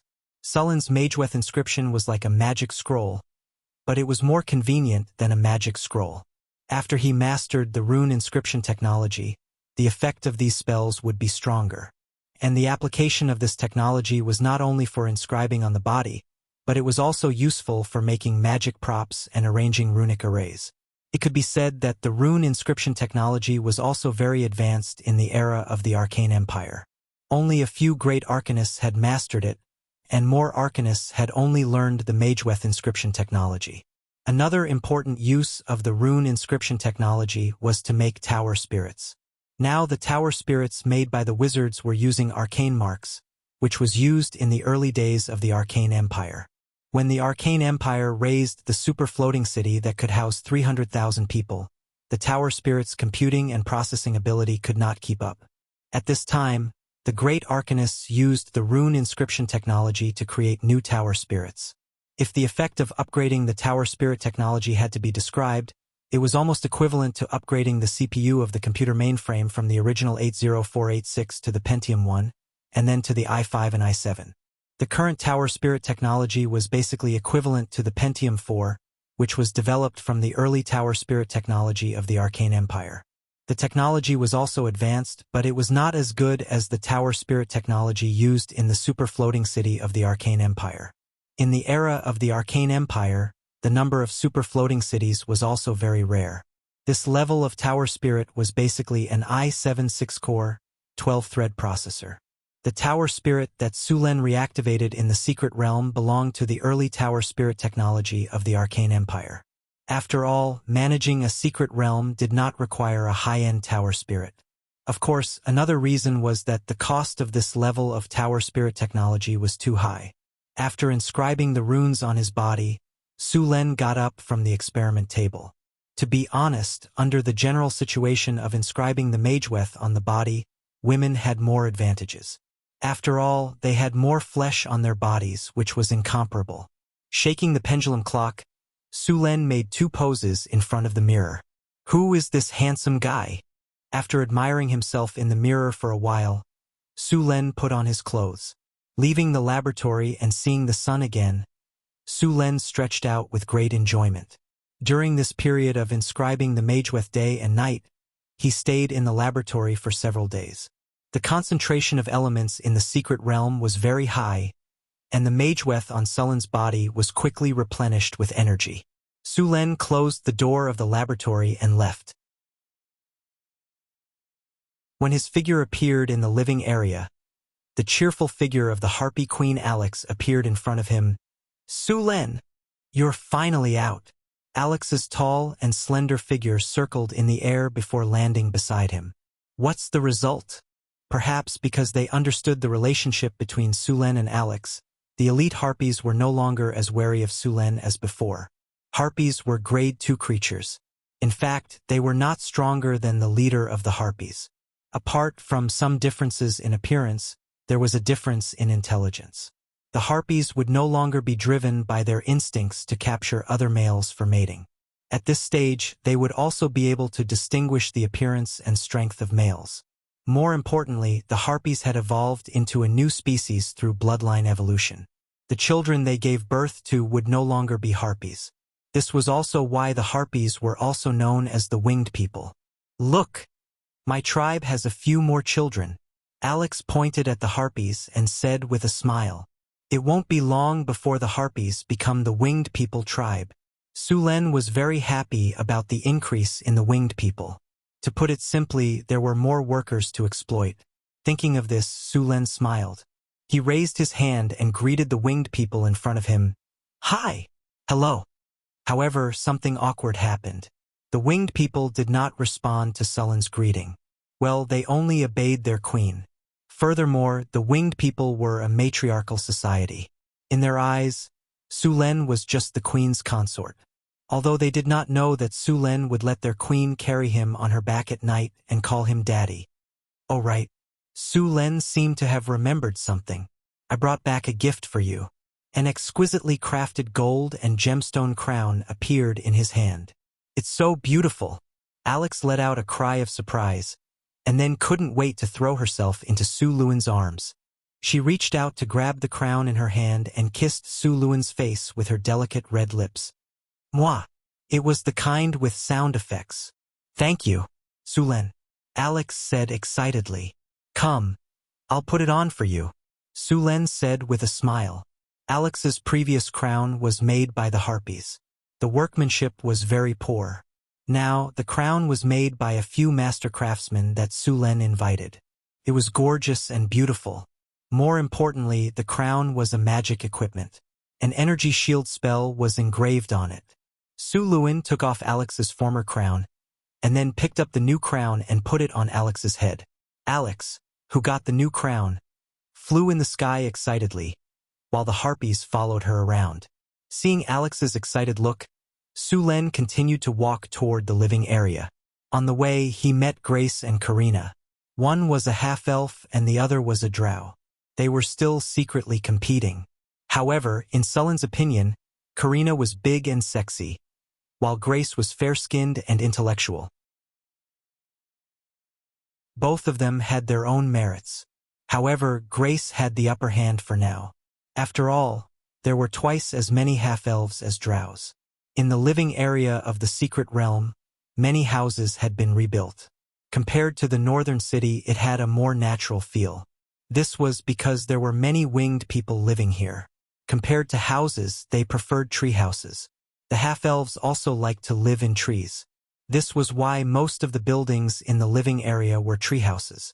These tree houses were the masterpiece of the half-elf druids. They cultivated special seeds and used druid spells to make these trees grow quickly. In the end, they grew into all kinds of tree houses. Of course, there were also some other houses, such as pumpkins and mushrooms. It looked like a fairy tale. Sullen's residence was also a tree house. However, his tree house was very large. It was 80 square meters. The room was very clean. Even if no one lived here for a long time, there would still be harpies or half-elves who would come to clean it. After such a long period of high concentration, Sulen felt a little tired. As soon as he came back, he lay on the soft velvet bed to rest. The night passed without a word. After enough sleep, Sulen looked very energetic the next day. The smell of food wafted over, and Sullen's stomach couldn't help but grumble. After yawning, Sulen walked out of the treehouse and saw Grace watering the plants around with a water bottle. Good morning, Sulen. Grace raised her head and greeted him. At the same time, she flipped her long hair and said with a smile, Do you want some breakfast? I made strawberry raisin bread. Morning. Sulen greeted. Thank you. I'm hungry. You're welcome. Wait a moment. Grace picked up the water bottle and walked to her treehouse. Soon, she came out with a large plate of strawberry raisin bread and a cup of nectar made by the half-elves. Sulen didn't refuse. He didn't eat yesterday and rested. Now that he was hungry, he took a bite of the bread. The sweet and sour strawberries, the fruity raisins, the soft and delicious bread with the fragrance of wheat. It was delicious. Great bread. Grace smiled reservedly. Then, she raised her head proudly at Karina, who had just come over. I'm here. A crisp and pleasant voice came from the sky, followed by the sound of wings flapping. Alex's figure appeared in the sky. The Harpy Queen circled in the air and then landed on the ground not far away. Alex, you almost ruined my breakfast, Sulen said unhappily. Alex's speed was too fast, and when he landed, the wind blew up a lot of dust. Fortunately, Sullen's eyes were sharp and his hands were fast. He cast a small spell and separated the place. Otherwise, his bread and drink would have been added. It's strawberry raisin bread. I want to eat too. Alex saw the big piece of white bread beside Sulen and his eyes lit up. The next second, he appeared beside him. He opened his mouth wide and bit the strawberry on the bread. Then, he chewed the bread in 2 or 3 bites. It's delicious. Grace must have made it. Sulen looked disgusted. He tore off a piece of the strawberry that Alex had just bitten and put it in her mouth. Eat yours. I have barbecue here. Does anyone want to eat? Karina said while holding a plate of fragrant barbecue. I want to eat, I want to eat. Alex held the bread in one hand and eagerly grabbed a piece of barbecue with the other. Sulen also picked up a piece of barbecue with his chopsticks. He had a big appetite now, and a piece of bread was obviously not enough. Morning. Everyone is up. The door of the mushroom house opened, which Hathaway yawned and walked out lazily. She looked like she hadn't woken up yet. During this time, she had been busy building the ecological garden in the wizard tower. Sulen greeted her and asked Grace to get some breakfast. The ecological garden in the wizard tower is not finished yet. Sulen looked at Hathaway, who looked like she was sleepwalking. Hathaway glared at Sulen. It's such a big project, and I'm the only one doing it. What do you think? Don't you have them to help you? Sulen pointed at Karina, Grace, and Alex. Hathaway rolled her eyes. A sorcerer, a druid, and a half-baked wizard. How many arcane scars can they engrave?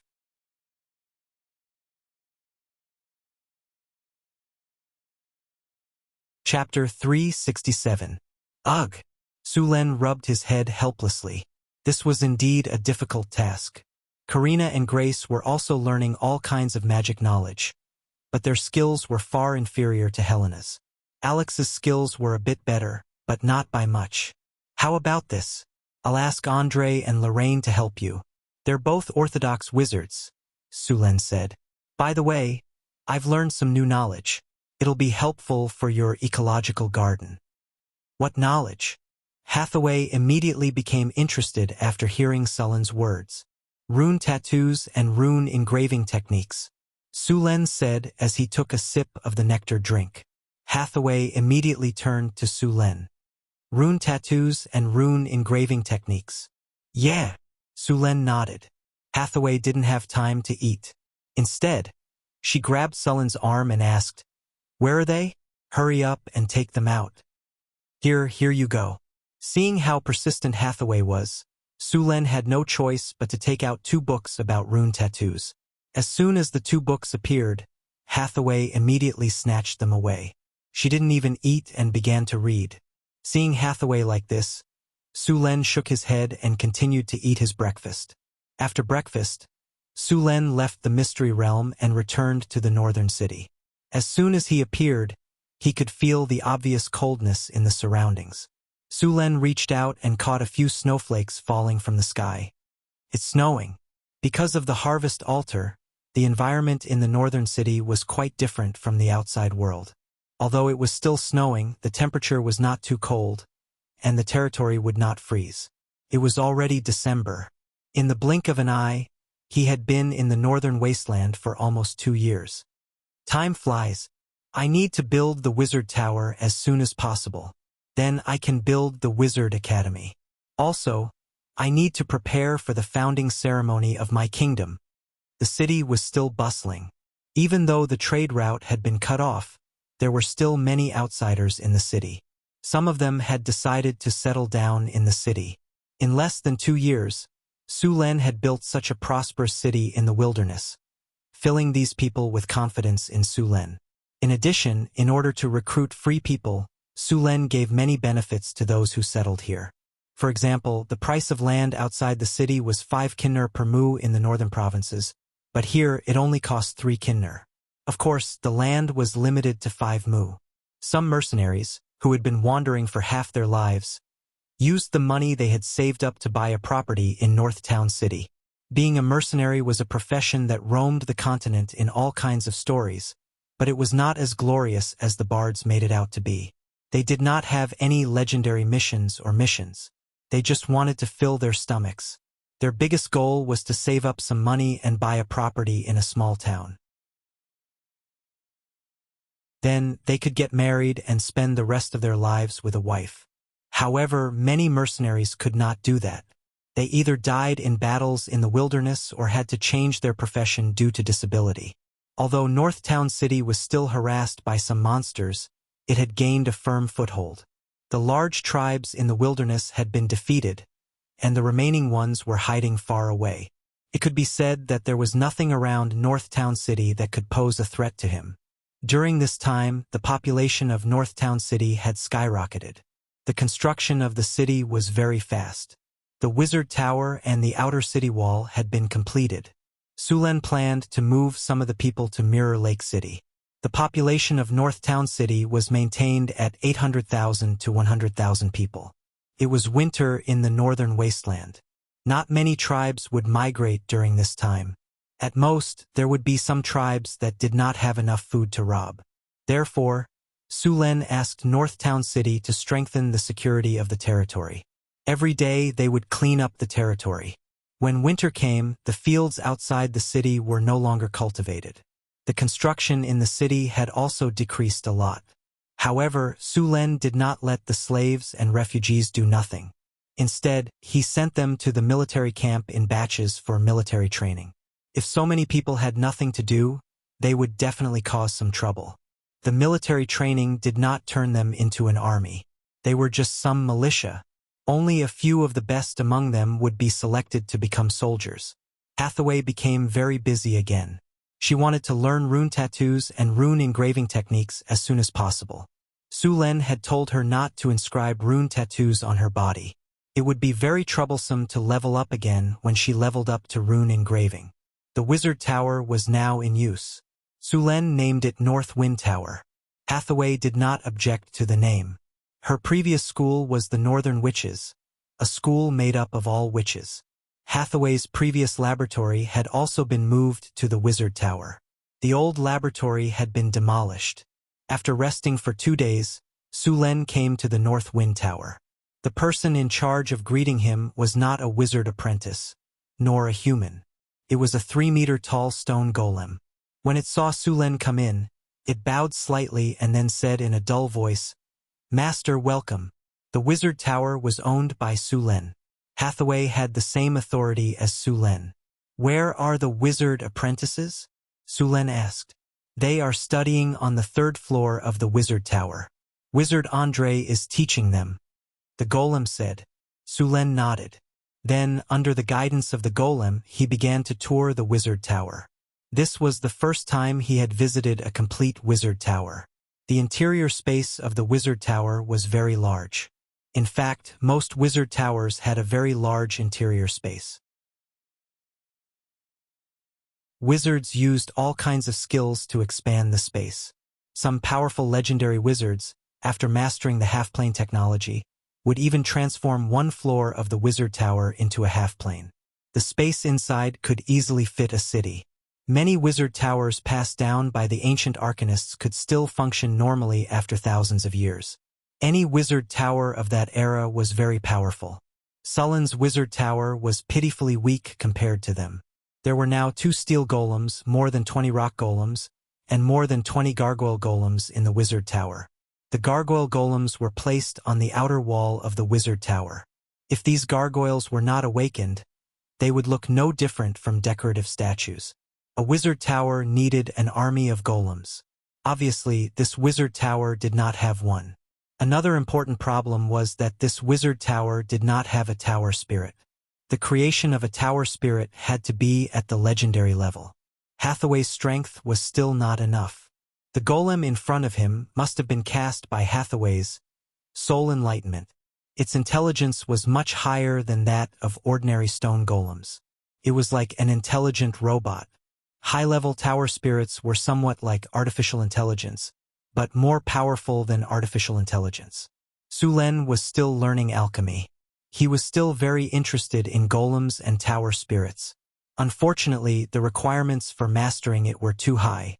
Not only did it require a very high level of magic and alchemy skills, but it also required a lot of special knowledge. Sulen was still unable to build golems. After all, he had only learned wizard instructions for a short time. Strictly speaking, Sulen was now only a level 10 wizard. Of course, because he had mastered the magic tattoo technique, his level could be slightly higher. As for building a mechanical life, Su Lin was still not sure. After all, the realm of the soul was too mysterious. Under normal circumstances, the soul part could only be studied at the legendary level. He walked up the wizard tower floor by floor. Su Lin saw a lot of strange things. Some were magic devices that he could not understand, and some were all kinds of strange laboratories. Compared to Hathaway's laboratory, it was a world of difference. The previous experiment looked like a small workshop. Squeak! When Su Lin passed by a place that looked like a prison, he suddenly heard a sound that sounded like a mouse. He turned around and looked. Immediately, he saw 3 giant bats locked in cages. These bats were all the size of wash basins and looked somewhat ferocious. Their mouths were full of sharp fangs, and they were constantly biting the cage in an attempt to escape. Unfortunately, their sharp fangs were completely useless against the cage made of special metal. These were magic bats, which belonged to a special magical life. They had all kinds of abilities and were the most commonly encountered monsters in the wizard tower. They were creatures that wizards had modified and could be used to guard the wizard tower. These magic bats had a lot of extraordinary abilities, such as invisibility, stealth, detection, blood-sucking, and their attacks were also accompanied by diseases. They could be said to be the standard rookie killer. If you encountered a magic bat in the wild, the possibility of death was quite high. On this floor, the golems responsible for guarding the tower were replaced by obsidian golems. They were big blocks that weighed about half a ton. Some of the specially modified large obsidian golems could weigh about 2 tons. The surface of these golems was made of obsidian and had been specially treated. The surface looked very smooth, and its hardness was higher than modern steel. It also had alchemy enchantment resistance. The challenge level of these golems was a level 13 monster. Under normal circumstances, even a level 3 knight would have to spend a lot of effort to dismantle an obsidian golem. There were 2 more powerful steel golems here. The challenge level of the steel golems was 17. Some steel golems that had been specially strengthened were even higher. Su Lin had dealt with this kind of iron lump before. Without a good weapon, facing this thing was like dismantling a tank with bare hands. Of course, there were more powerful ones, such as diamond golems, mithril golems, adamantine golems, and even spell breakers and arcane guards. One could totally imagine dismantling a Gundam or an Iron Man with bare hands. If one did not have the strength of the Hulk, one should not think about fighting these things. The most annoying thing in the wizard tower were these golems. They were also the main defense force of the wizard tower.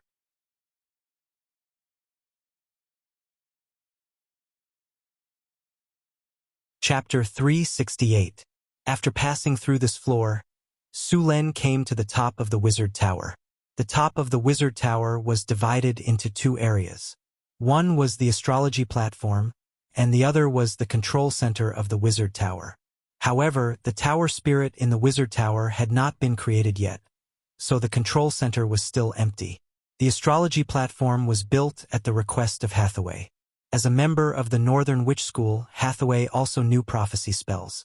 Prophecy spells sounded very powerful, but after really understanding it, one would find that it was a trap. The cost of divination spells was often not proportional to the benefits. Divination spells could easily be interfered with by various factors, and even if the spell was successfully cast, the results that one saw might not necessarily happen. Divination spells only saw the most likely outcome among thousands of outcomes. However, the future was constantly changing. Any choice could change the outcome of things, especially those that had far-reaching effects and a wide range of effects. Every time divination spells were used, the results would be different. Moreover, the cost was not something that anyone could bear. When divination spells were cast on others, there was also a chance of being discovered, and there might even be a spell backlash. Moreover, if divination spells were cast on people without the consent of others, once discovered, it was likely to be a life-and-death struggle. After all, everyone had secrets that they did not want others to know. Of course, there were also some low-level divination spells, but most of these divination spells only had a very vague result, such as good luck or bad luck, direction, and so on. Those witches who set up a mysterious tent in a big city, wore strange wizard robes, cooked some strange potions, and used crystal balls as casting props, were most likely such witches. What's more, most of them were liars. Su Lin did not stop Hathaway from studying divination spells, but he asked Hathaway not to prophesy things that were beyond her strength. Sometimes a woman's curiosity was like a cat's. Su Lin also later learned that Hathaway had come to the northern wilderness to perform a divination for herself. The result of the divination was in her favor, so she ventured into the northern wilderness alone. When Su Lin found out about this matter, he strictly ordered her not to do such dangerous things in the future. Divination was not absolutely accurate. If it was wrong, she would be done for. After learning about the art of divination, Su Lin even asked Hathaway to divine for him. However, it was strange that Sullen's divination didn't work at all. In Hathaway's words, "Your future is shrouded in fog." This was the first time that Hathaway had seen such a phenomenon. Although Hathaway couldn't directly predict Sullen's future with prophecy, she could use other methods to make a rough prediction. For example, he could make a prediction about Sullen's surroundings. Although he couldn't get any direct information, he could still get some general results through various inferences. This made Sullen's heart skip a beat. Hathaway's prediction didn't give him any information. It was very likely that the system on his body was shielding him. However, this shielding effect only worked on him. It didn't work on the people around him or those who had interacted with him. That was why prophecy was somewhat effective. After figuring out this matter, Su Lin decided to learn prophecy and some ways to counter it. He didn't learn prophecy to predict the future. He wanted to learn how to hide himself. There were many ways to hide his past and future. Many powerful wizards would do this. The best at this were liches. After all, liches needed to hide their phylacteries. It was very difficult to kill a lich. As long as the lich's phylactery wasn't destroyed, even if it was temporarily killed, it would resurrect after a while. Only by destroying the phylactery could the lich be considered dead. Therefore, liches would hide their phylacteries very well. Instead of aimlessly looking for a lich's phylactery, it was better to use prophecy. In order to prevent others from finding their phylacteries, liches would definitely counter prophecy so that the location of their phylacteries couldn't be predicted. The simplest method was to hide one's real name. Of course, this method would only increase the difficulty. Others would still use other methods to find one's real name. Therefore, some people had researched some sealing techniques and used them to seal one's real name. If someone used prophecy on him at this time, the seal on his real name would be triggered, and that person would be the first to know. In order to see the future through prophecy, one would have to break the seal. This was not easy. Not only would one have to face the backlash of the prophecy, but they would also have to face the backlash of the sealing spell and the counterattack of others. However, the conditions for using prophecy were very strict. Only legendary wizards could use it. This method quickly spread among the liches, and even arcanists from other schools of thought learned it. Although arcanists were powerful, they were not without weaknesses. Those who wanted to deal with arcanists would often use prophecy to find their weakness and use it to deal a fatal blow at the right time. This method had appeared more than once in history. However, other than the first two successful attempts, almost all of them failed. Other than prophecy, there were also people who split a small part of their soul and used this small part to carry their own fate. Finally, they used prophecy to seal this small part of their soul. Some arcanists felt that this prophecy was not safe enough, so they added more seals on top of the original one. It was said that the most ridiculous prophecy had added 30 seals on a piece of his soul. It should be known that each seal was stronger than the previous one. With so many seals stacked on top of each other, those who dared to use the prophecy technique on him would be severely injured or even killed by the backlash of the seals. Su Lin planned to use this spell to seal a piece of his soul after he became a legendary wizard. For now, he could only rely on the system's own shielding power. According to Hathaway, the shielding power on his body was still very strong. Therefore, Su Lin was not in a hurry now. After passing through these golems, Su Lin came to the top of the wizard tower. As soon as he arrived, warm sunlight shone in. Sulen looked up at the sky. There were no clouds in the sky above the wizard tower. A special spell was used here. No matter the weather, the sky could be seen.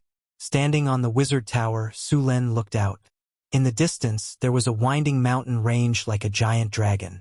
It was the Sierra de Lotus. At this time, the mountain range was covered with a thick layer of snow. Around the mountain range was a lush forest. South of the forest were two winding rivers. Many farms were neatly cultivated on both sides of the rivers. Near the wizard tower was a city that was as neat as a chessboard. There was an endless flow of people in the city. This was his northern city. In the south of the city there were even more farms. These were all his territories. The towering Magus Tower was like a skyscraper. Standing here, one could easily overlook everything. It gave one a feeling of being in control of everything. A sense of excitement rose in one's heart. It was as if one was high up in the sky like a god. "You're here." A pleasant female voice sounded from behind him. Sulen turned around and looked. In an instant, it was as if he was struck by lightning.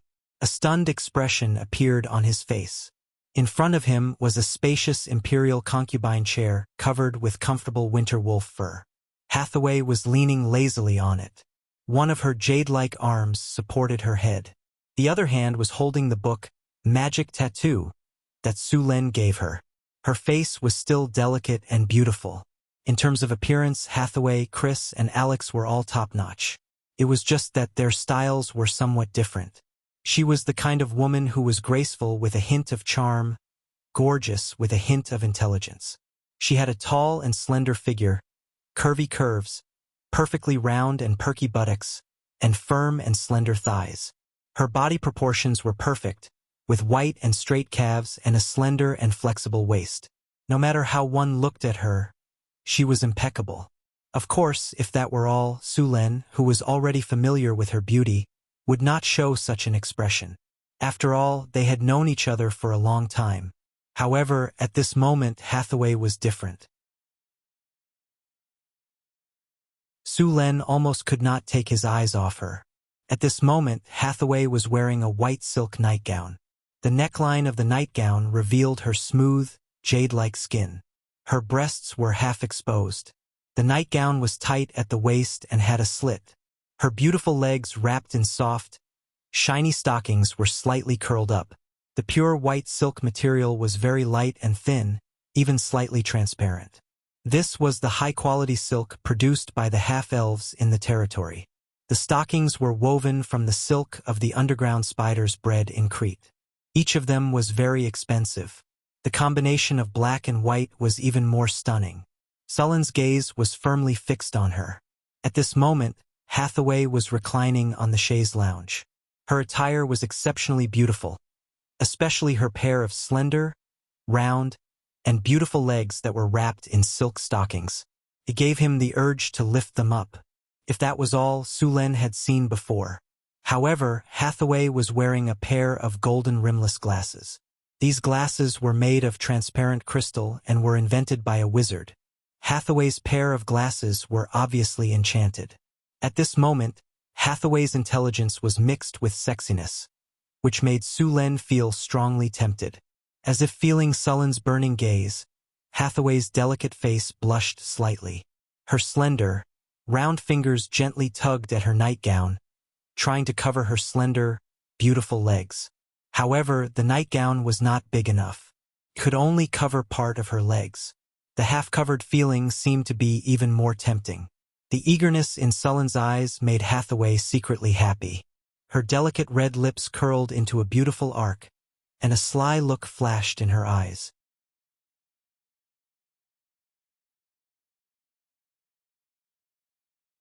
Chapter 369.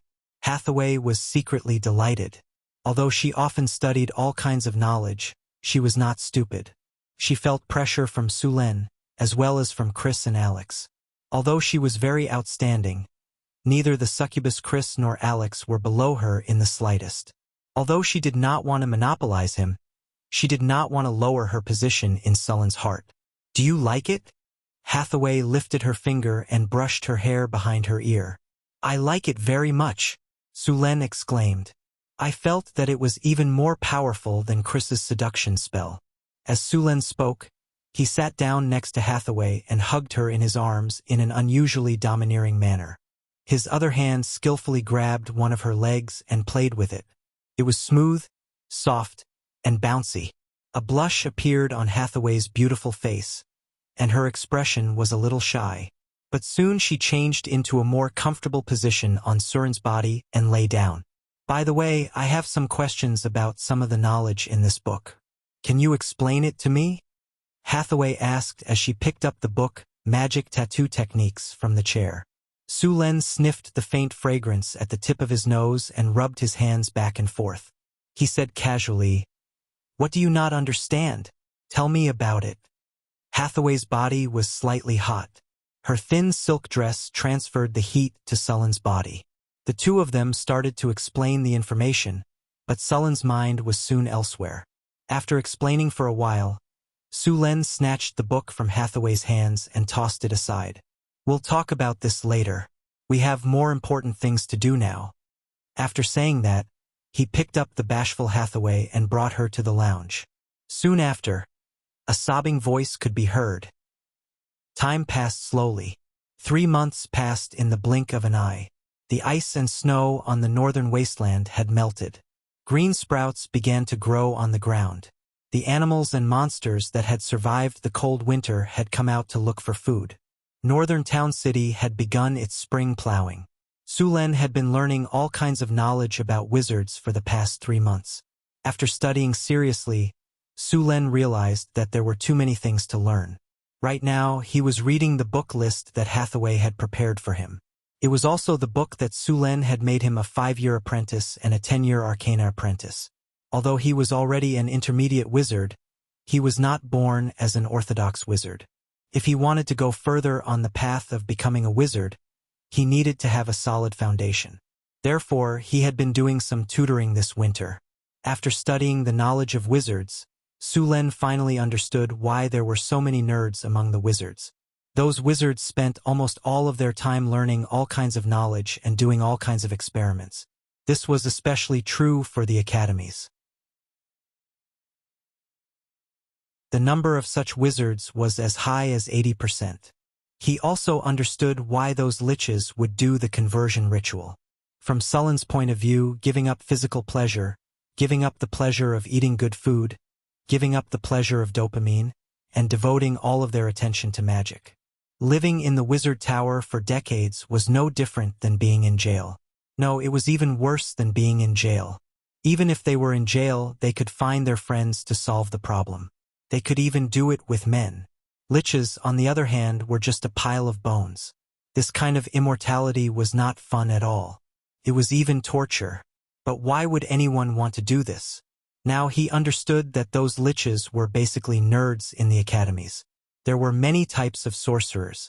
The most popular ones were the evocation, defense, curses, necromancy, and so on. There were also divisions based on inheritance, combat sorcerers, and academy sorcerers. Battle wizards rarely participated in the research of knowledge. They were more proficient in fighting and had tyrannical strength. Academies, on the other hand, were not good at fighting. However, as time passed and the academies grasped more and more knowledge, this kind of perception would quickly decrease. In every era, the most powerful adepts were usually from the academies. One of the reasons why liches were powerful was because they had lived for a long time. Another reason was that most liches were converted from academies. Basically, every liches was very rich. They had enough time to make all kinds of excellent and powerful magic tools. Many of the powerful magic tools in the world were made by liches. Sulen also realized that most of the academies were straight men. Some were even steely men. Sulen found a lot of such things in some of the diary manuscripts. In the eyes of those wizards, women were very troublesome creatures. They would moan for no reason, pull you to look at the shooting stars when you were looking at the stars, and then make a solemn wish. Make a wish to a shooting star? Wasn't the wishing spell more convenient? They would also make a mess of your experiment. They would spray all kinds of perfume and strange substances on your body, and then affect the accuracy of your experiment. When you were meditating, They would use all kinds of unrealistic so-called romantic ideas to disturb your will. They like to take up a lot of your time to do some completely meaningless things, such as going shopping, watching some moaning for no reason, and participating in hypocritical banquets that deliberately flattered you. Therefore, many academies would directly summon succubi when they had physiological needs. Compared to those human women, succubi were simple and easy to use. As long as you paid a little price, you could make those succubi serve you with all kinds of superb skills. They were much better than those human women.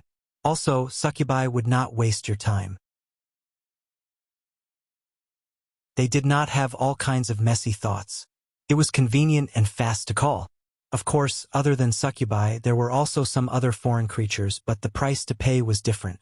After reading these comments, Su Len couldn't help but admire these people. Fortunately, although Hathaway was also from the academies, she was not an extreme academies wizard. During these 3 months, Su Len, Hathaway, Alex, Lorraine, and Andre all became wizard teachers. They took turns to teach those wizard apprentices. Luckily, there were not many classes, only about once a week. Sometimes, Su Len would also go to classes such as alchemy. Alchemy was a very important subject, and Su Len could only be considered a beginner. Andre had the most classes. He had 6 classes a week. Most of the time, Su Len would also go to the classroom to listen to classes. With the end of winter, Sullen's learning of wizardry came to an end for the time being. Although there were no trade caravans in the northern town during winter, the construction of the city had been progressing steadily. The roads in the city were all repaired in these 3 months. The outer city of the northern town city was now paved with stone and gravel. The roads in the city were all hardened. Even if it rained, the roads would not become muddy. Other than the roads, the drainage system in the northern town city was also completed. The drainage system in the outer city was also connected. The sewage in the city could be directly discharged, so there was no need to worry about waterlogging in the city when it rained. All kinds of basic facilities were basically completed. Other than some areas that were still under construction, most of the areas in the city were completed. After the construction of the northern town city was completed, Su Len entered the countdown to the founding of the northern town city. The ice and snow melted, and the roads were smooth again. The trade caravans in the northern town city began their journey again. However, this time, other than transporting goods, they also had another job, which was to send messages to the nobles and countries that were on good terms with the northern town city. The northern town city was going to establish a duchy. Su Len thought about the name of the duchy for a long time and finally decided on it. It was going to be called the Northern Wind Duchy. In the Su Len system interface, the northern town city had already surpassed the threshold to establish a duchy. As a matter of fact, the requirements to establish a duchy were not high. The population of 100,000, the territory of 20 square kilometers, at least 3 cities, an army, prosperity, and the number of buildings were all met in the city interface. Other than agriculture, the fastest growing industry in the northern town city was animal husbandry. They had been eating fish for a long time, so they could not wait to eat beef and mutton. The 2 rivers outside the northern town city were rich in fish resources, especially when the sturgeon migrated every winter. By then, the Red Sand River and the White Water River would have a great harvest. Countless sturgeon migrating from the ocean would fill up the entire river. Sparkling water could be seen everywhere on the surface of the river. The sturgeon migrated from March to May every year. After the cold winter, the hungry animals and the outlanders in the wilderness would catch a lot of these fish. The northern town city's fishing technology was much better than these animals and outlanders. Every time this season, there would be a great harvest. These migrating fish would return from the ocean and cross thousands of miles to the upper reaches of the river to lay their eggs. At this time, not only was the meat of the fish juicy, but there were also a lot of fish roe.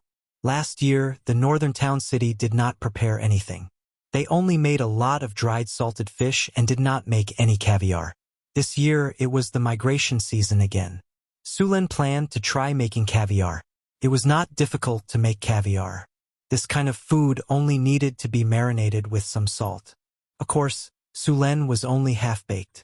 The important task of making caviar was still left to the halfling Frodo. Halflings had an unexpected talent in cooking. They were very sensitive to food. After listening to Sullen's simple explanation, they began to try it.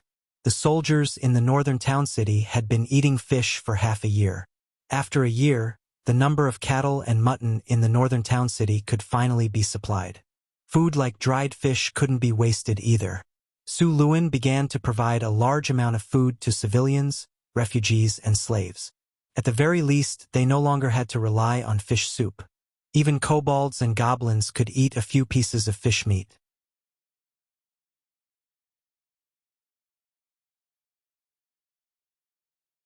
Chapter 370. The founding date of the Duchy of Beifeng had been set. It would be 2 months later. It was the beginning of summer in the northern wastelands. The preparations for the Duchy of Beifeng had begun. This world was ignorant and backward. Transportation was inconvenient, communication was backward, and the flow of population was small. It was not suitable for two advanced political systems such as republicanism, democracy, presidential system, and constitutional monarchy. These systems could not be popularized in this world. The systems used in different countries were slightly different. The most widely used system was the feudal lord system. There were 3 obvious characteristics of this system: the lord, the vassal, and the fief. The structure of the feudal system was made up of these 3 elements. The lord was a noble who owned land and treated the land as his own private property. In this feudal society, these lords often held real power. The advantage of this system was that they could quickly expand their territory with little investment. The disadvantage was that it was easy to form strong local forces. At the same time, the development of the country was relatively slow, and the power of the king was greatly limited. The Kingdom of Florence, the Kingdom of Yan, the Kingdom of Lorenza, and so on all used this system. There were also the Kingdom of Light, the City-State Alliance, and the Kingdom of Aristocracy. However, these systems were not suitable for the Duchy of Beifeng. The Duchy of Beifeng was very small now, and there were only 3 cities. Su Len naturally would not give it to others. He planned to modify the feudal system. Nobles could have their own fief, but the ruling right of the fief belonged to the kingdom. Nobles could have their own army, and part of the taxes of the fief would be paid to the kingdom. There would not be a situation where one's vassal was not one's vassal. It was not that he did not want to use the county system and a monarchy to rule, but the nobles would definitely not support it. In this supernatural world, individual strength was tyrannical, and a monarchy was not suitable. Su Len invited many people to the founding ceremony of the Duchy of Beifeng. The royal family of Florence, the nobles of the northern provinces, the Kingdom of Lorenza, the Desert Kingdom, and the Southern Alliance had cooperated with the northern wastelands. There were 20 to 30 nobles in total. There was no need to worry about the ceremony being empty. Just as Su Len was busy preparing for the founding of the duchy, the great priest of the Temple of Wisdom suddenly came to him. "My lord, Great Priest Vina wants to see you. What is she doing here?" Su Len was a little puzzled. "Take her to the living room. I'll be there soon." Although Su Len didn't know what this great priest wanted, he still decided to meet him. After signing the document in his hand and handing it to the attendant beside him, Su Len got up and walked to the reception hall. Su Len soon arrived at the reception hall. High Priestess Vina was waiting for him in the room. This priestess of the Wisdom Shrine was wearing a very luxurious priestess robe today.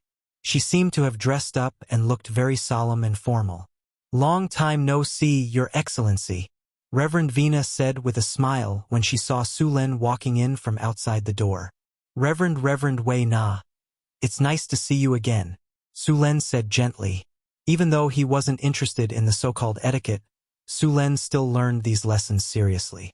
At this moment, although Sullen's actions seemed a little casual, they weren't impolite at all. Vina nodded to herself when she saw Sullen's appearance. This lord didn't look like a nouveau riche. Instead, he looked like an elegant noble. He wore well-trimmed clothes, had a strong and straight body, and a handsome and delicate face. His eyes were sharp but not overbearing. At a glance, he looked like one of those heroic figures in epics and legends. He made people's eyes light up. Vina couldn't help but sigh in her heart. He really was a natural-born king. Just his appearance and temperament made people feel like they were willing to submit to him.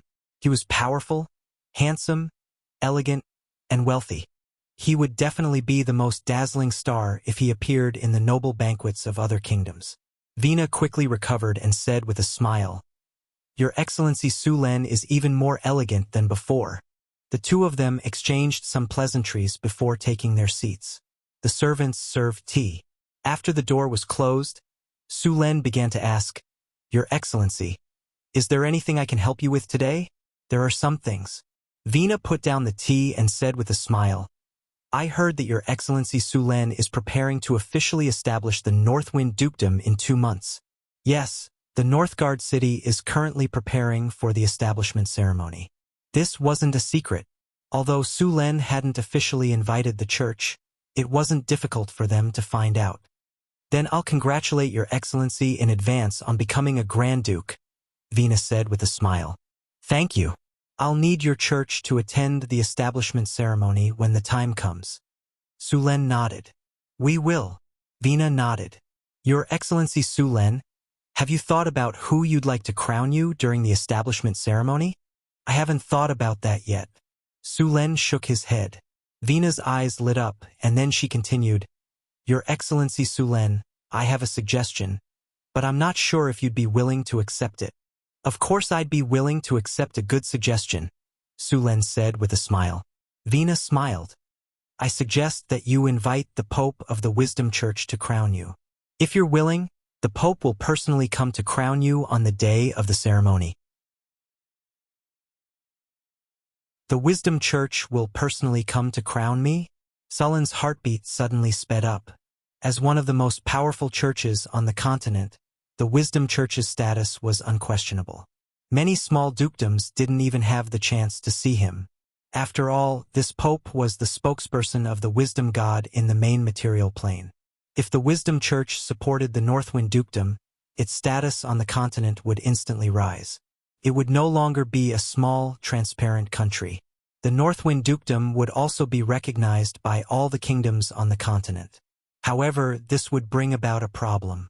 If Sulen accepted the Wisdom Church's coronation, then the Northwind Dukedom would become a force of the Wisdom Church. In this way, the Wisdom Church's strength would definitely increase greatly in the northern city. This wasn't in Sulen's interest, so the Wisdom Church should just focus on their studies. Sulen thought for a moment and refused. "I'm sorry, Reverend Vina. I'm very happy that His Holiness is willing to come to this remote and desolate northern wilderness to crown me. But I think it's better not to bother His Holiness." Vina looked at Sulen seriously, then nodded and didn't continue the topic. Since Sulen rejected the Wisdom Church's olive branch, the Wisdom Church wouldn't force him to accept it. The two continued to chat in the parlor for a while. Then Sulen personally sent Vina out of the castle. The Wisdom Church wasn't an underground church like the Dark Lady. As long as one rejected it, they would be an enemy, so there was no need to worry about the Wisdom Church's revenge. In fact, most churches were like this. Only those in the evil camp would be like this. But Sulen wasn't worried. After Sulen sent the Wisdom Church's priest away, in the next few days, the War Church, the Wealth Church, the Justice Church, and several other churches came one after another. Their goal was the same as the Wisdom Churches, which was to invite Sulen to their pope for the coronation. Of course, Sulen rejected. Unlike the other royal families, Sulen was able to establish a kingdom by relying on his own strength. He knew that his power came from himself, and it wasn't the so-called God's power. There was no need to find himself a mother-in-law. He also had the power to protect his territory. Spring had arrived, and the northern city became very busy. A large number of serfs and refugees were organized to come for spring plowing. Spring plowing was very important to any country. There were now 100,000 acres of land outside the northern city. Other than a portion that had already been planted, the rest needed to be planted in half a month. At the same time, other places in the northern city were also very busy. Many of the rules in the northern city needed to be reorganized into laws. At the same time, the promotion of the army also needed to be fully explained. taxes, trade, and so on also needed to be made official. The invitations sent out by the northern city received responses in a month. Almost all the nobles who received the invitations said that they would come. Some who couldn't come for various reasons sent their sons to participate in their place. As long as the nobles in their right mind wanted to continue working with the northern city, they wouldn't refuse this kind of founding ceremony. The Florentine royal family said that they would send Prince Grant to celebrate in person. The Marquis of Savoy also said that he would send his son and daughter to participate in the founding ceremony. The northern city had sent a large number of troops to the northern city to clean up the outsiders. The trade route to the northern city was especially important. Sulen found the little mare mission and asked for more centaurs. He then asked the cavalry to clean up all the bandits around the road. During this period of time, Sulen didn't want to see any merchant caravans being robbed by bandits. The roads and all kinds of infrastructure in the northern city had been completed, but there were still many details to be completed. For example, the flower beds on both sides of the road weren't planted with flowers and plants. The facilities in the city park weren't complete, and the statues used as decoration still needed to be improved. Sulen found grace and asked the gnomes to do the work of greening the city. They were proficient in nature magic, so it was easy for them to speed up the growth of plants. At the same time, they were also good at art. It was very suitable for them to decorate the city. In addition to these things, Sulen also needed to select a group of people to reward. After all, the northern city was about to be founded. These people would definitely be rewarded with a title. Sulen was going to arrange these people according to their contributions. The highest title in the Northwind Duchy was the Duke of Sulen. The others were counts, viscounts, barons, lords, and knights. The title of marquis was prepared for the crown prince. The others were only counts at most. P.S.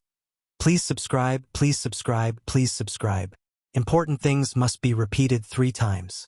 You're tuning in to the Journey of the Soul YouTube channel. Don't forget to subscribe and join us on this journey to catch the most captivating stories.